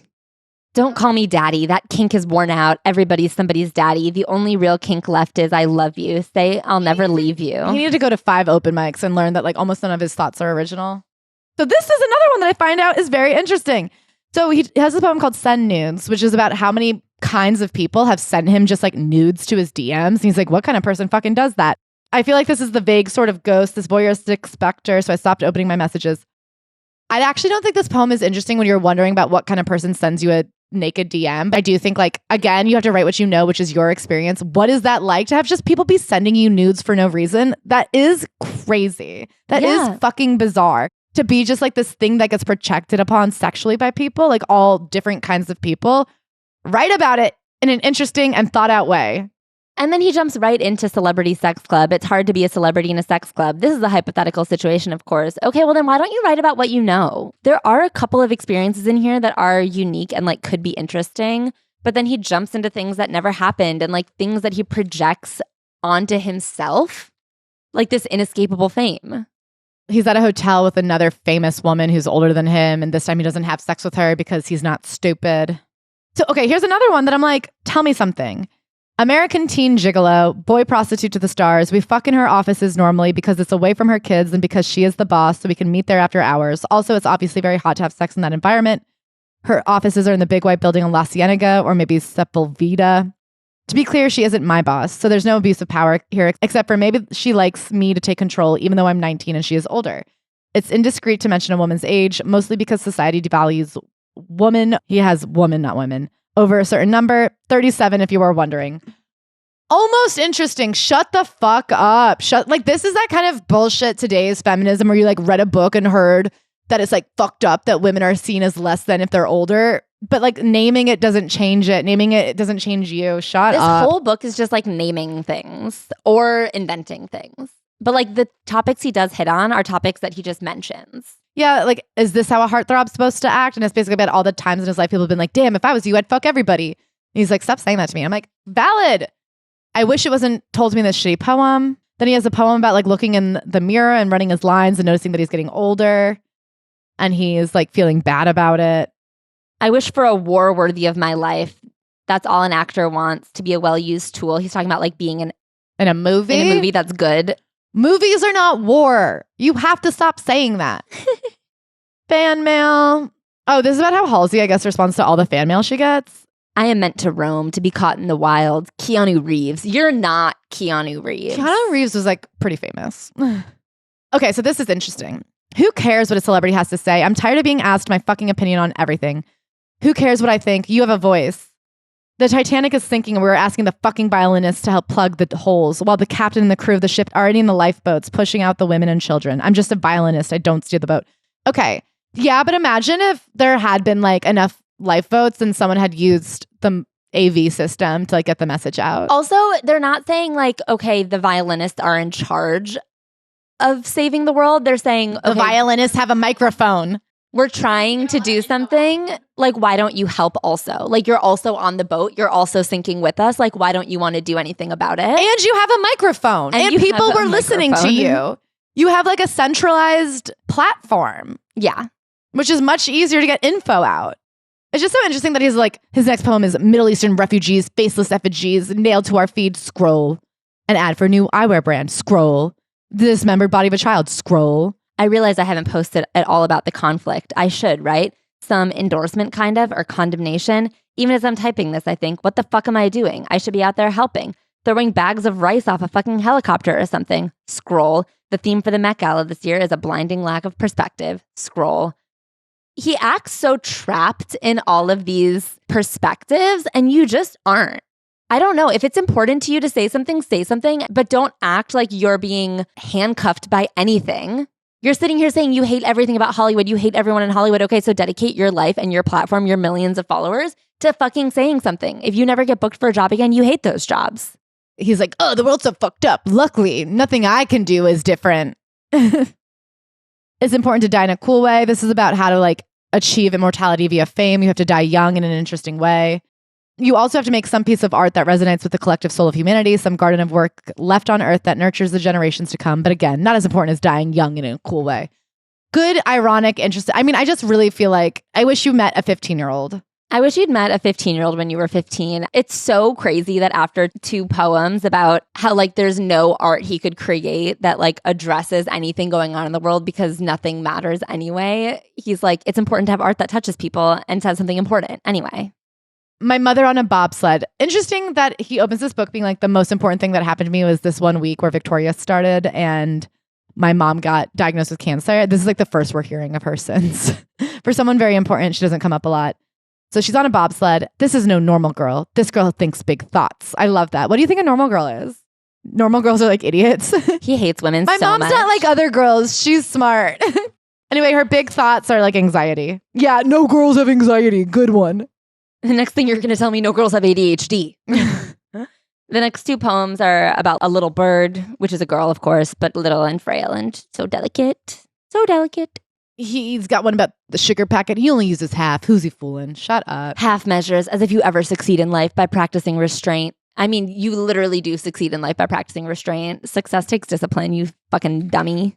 This is so funny. The responsibility of consciousness, and it's about how like his dog gets scared at lightning, so he has to go over and help her. This is the responsibility of consciousness, to comfort those who don't know what the lightning brings. Do you think you're smarter than people? Do you think you're smarter than your dog?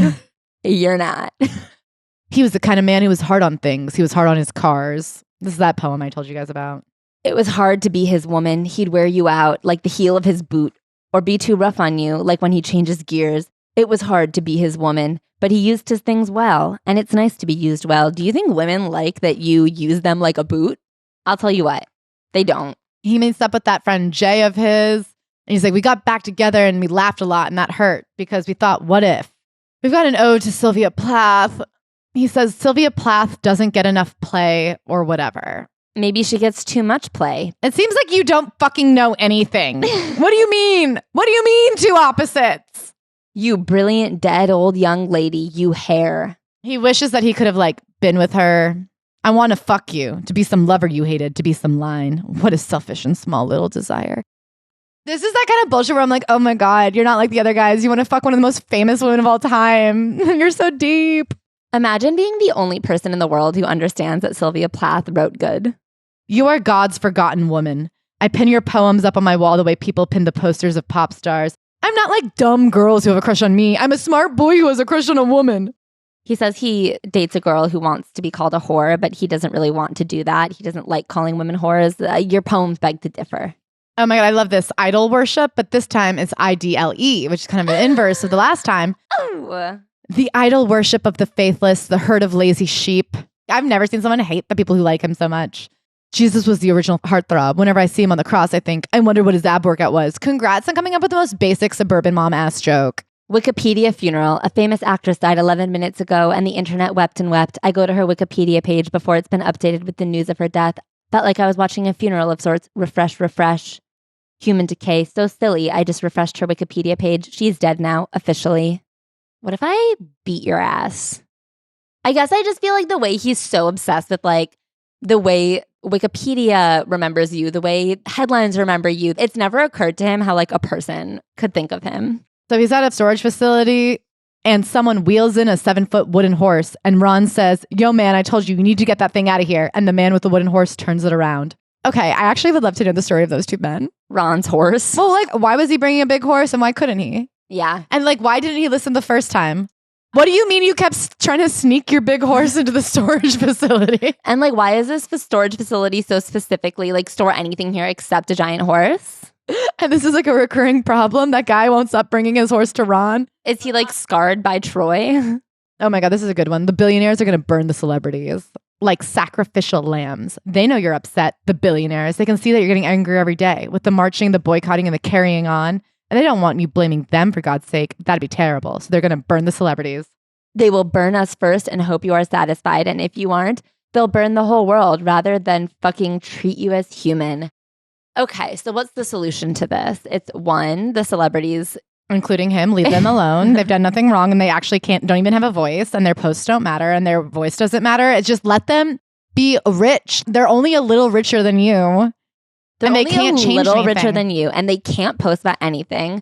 So the solution is we either leave the celebrities alone, or the celebrities who can see how fucked up and mixed up and tragic the world is could perhaps join the fight. No. Okay. No. Just like let them have fun. He hates celebrities, but also leave him alone.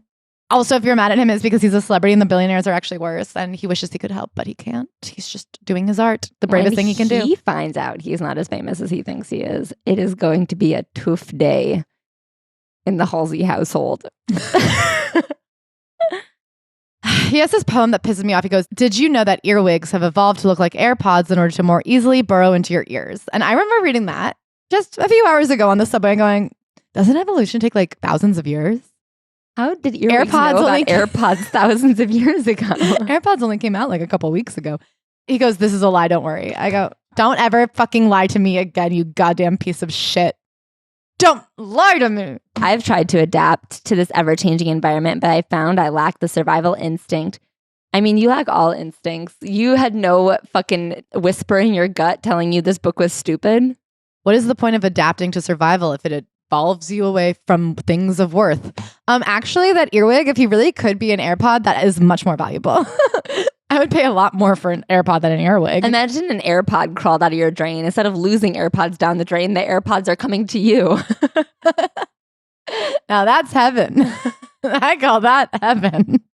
Okay, so he talks about getting yelled at on the set. I assume by Nick Schneider, right? Dan.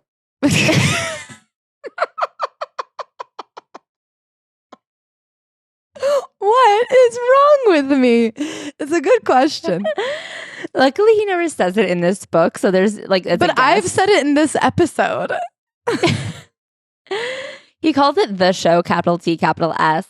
Never give someone who is bullied in high school power. Get him, Avan. Ooh, burn. I also love that because I'm like, if you hadn't been popular in high school, you would have been sitting around being like, actually, the worst thing that could happen to someone besides being on a popular television show is being a loser in high school. It never gets better. Acting is a submissive experience, and although I have a big old hole in my heart, I don't need to fill it with the kind of validation one gets from the adoration of strangers. Then why did you put this out there? You can write stuff and keep it at home in your journal. Can I tell you something? We didn't even start with what he was doing wrong on the set of Victoria's, which is that Kesha was like a guest star, and he kept calling her Keisha. And I was like, damn, now that's relatable. Put the scalpel down, Avan. I feel you. I've been there, brother. Heard. Names are hard. I need the adoration of my peers and people I respect, that golden ambrosia of feeling included among people I consider truly brilliant. Oh boy. Do I have some bad news from you? I don't think anybody that anyone considers brilliant would ever find you to be a peer. I guess that's not true. Halsey, I guess, loves you. And I do think there's a lot of teens out there who have been lullabied to sleep by a boy back home in Michigan. Tastes like Jack when I'm kissing him. It really hits. I mean, all of her songs hit. When we saw her, I was like, dang, banger after banger. Incredible. Halsey and the Killers. Look up the repertoire. Sit back and be amazed. Halsey and the Killers. Have you heard of them? You have. That's my point. You may shit on them. Okay, I'll play you their discography. You'll sing every song. Then he ends on the first poem he ever wrote. Do you think that's true? No, but it's one of the better poems in this book. I literally was like, okay, so the reason I almost wanted to believe that it was the first poem he ever wrote in his life is because I'm like, wait, there's promise here. And it's like a promise that I go, oh, you snuffed this out because you thought like trying hard was stupid. You've gone in completely the wrong direction. Yeah. There's a lot of internal rhyming, which I like. I don't think it's a deep poem, but there's like an effort. There's a rhythm. I'm just a teenager. I am compelled to raise hell. It lives in my veins like a burning thing I can't fit straight. Young, dumb, and full of cum. I find homes inside others, not people, but things. The mindlessly fuckable and easily chuckable living organisms share orgasms as their organs meet. Beat down by high school, a pool of fools who answer to lawmakers and life takers, but I am just a teenager. Self-centered and self-righteous, feeling like I might just start a revolution from the computer screen, a gutter dream, like some scene from a movie that you've never seen or a place you've never been. I am a teenager. Yeah, it has an effort to it. I feel like the rest of the poems in this book are just things he wrote down and thinks that every thought that pops to the surface of his noggin is genius. And this feels like something that he edited. Well, it reminds me of like who we grew up with. It gives me like Fall Out Boy. It reminds me of like Brand New, of Death Cab for Cutie.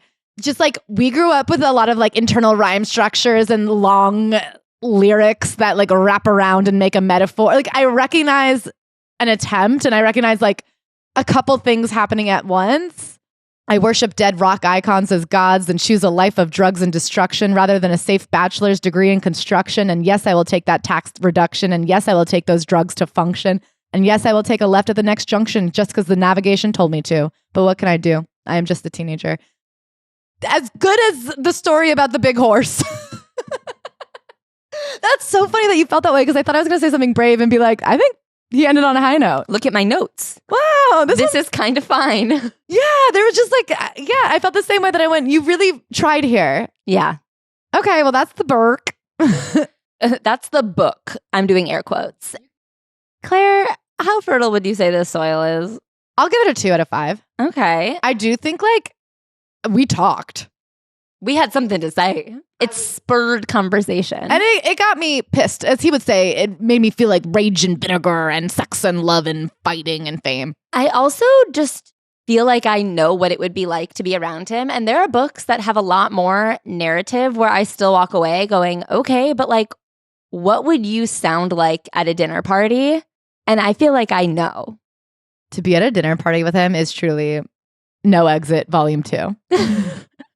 I mean, it's so funny because he hates the female archetype of LA girl. I'm like, you're LA boy. You are more LA boy than any boy has ever been in or out of LA.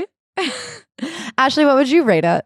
I mean, yeah, I would say like 2 out of 5. Okay, how many wormtinis would you want to have with him? I have an answer. I want you to have 2 wormtinis and then come back and tell me. You get so fucking saucy with the wormtinis where you go, I don't want to know this person, but I want Ashley to know them so that I can have fun stories. I'm a bitch. I do a lot of work for you. I put in effort. Can I say something? I'm trying to be fair and be like, could I do it too?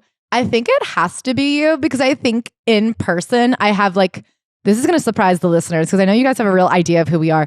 I feel I have a wishy-washiness where like I can like lean and rock with it with people where I can have a conversation or two with someone and be like, okay. And then only like conversation 3 or 4, I'm like, wait a minute, you're crazy and I hate you. Ashley walks in being like, I already hate you. See if you can win me back. And I think you need that kind of clear vision. I get like persuade. I'd come back and be like, Ashley, you judge everybody. He's a fucking poet. People are allowed to care about poetry. Just because you don't like it doesn't mean nobody likes it. And meanwhile, you'd come and be like, I just went on a date with the man who I know writes the worst poetry. And you would be dead right. Do you know what I mean? Like, I feel you have a realism about you that it would only take but 1 date for you to come home and go, wow, well, that's the worst guy in the world. And I wouldn't know for like 4 or 5 dates. Yeah, I think I jump to conclusions pretty quick, and I am. And I do think you're right. Right, a lot. Anyway, should we throw it to the only people we'll never snap judge, our beautiful 5-star reviewers? Yes. Support for Celebrity Memoir Book Club comes from the all-new Nissan Murano. Sometimes you want to sing. Sometimes you want to sit in silence. Sometimes you want to just go for a drive. Whatever you're going to do today, the driver's seat of the all-new Nissan Murano is the place to do it. With an elevated modern interior design and a bold new exterior look, you can let down all of your walls and be whoever you gotta be, all while looking stylish and put together. Isn't that the dream? The all-new Nissan Murano, your refuge to do exactly what you want to do.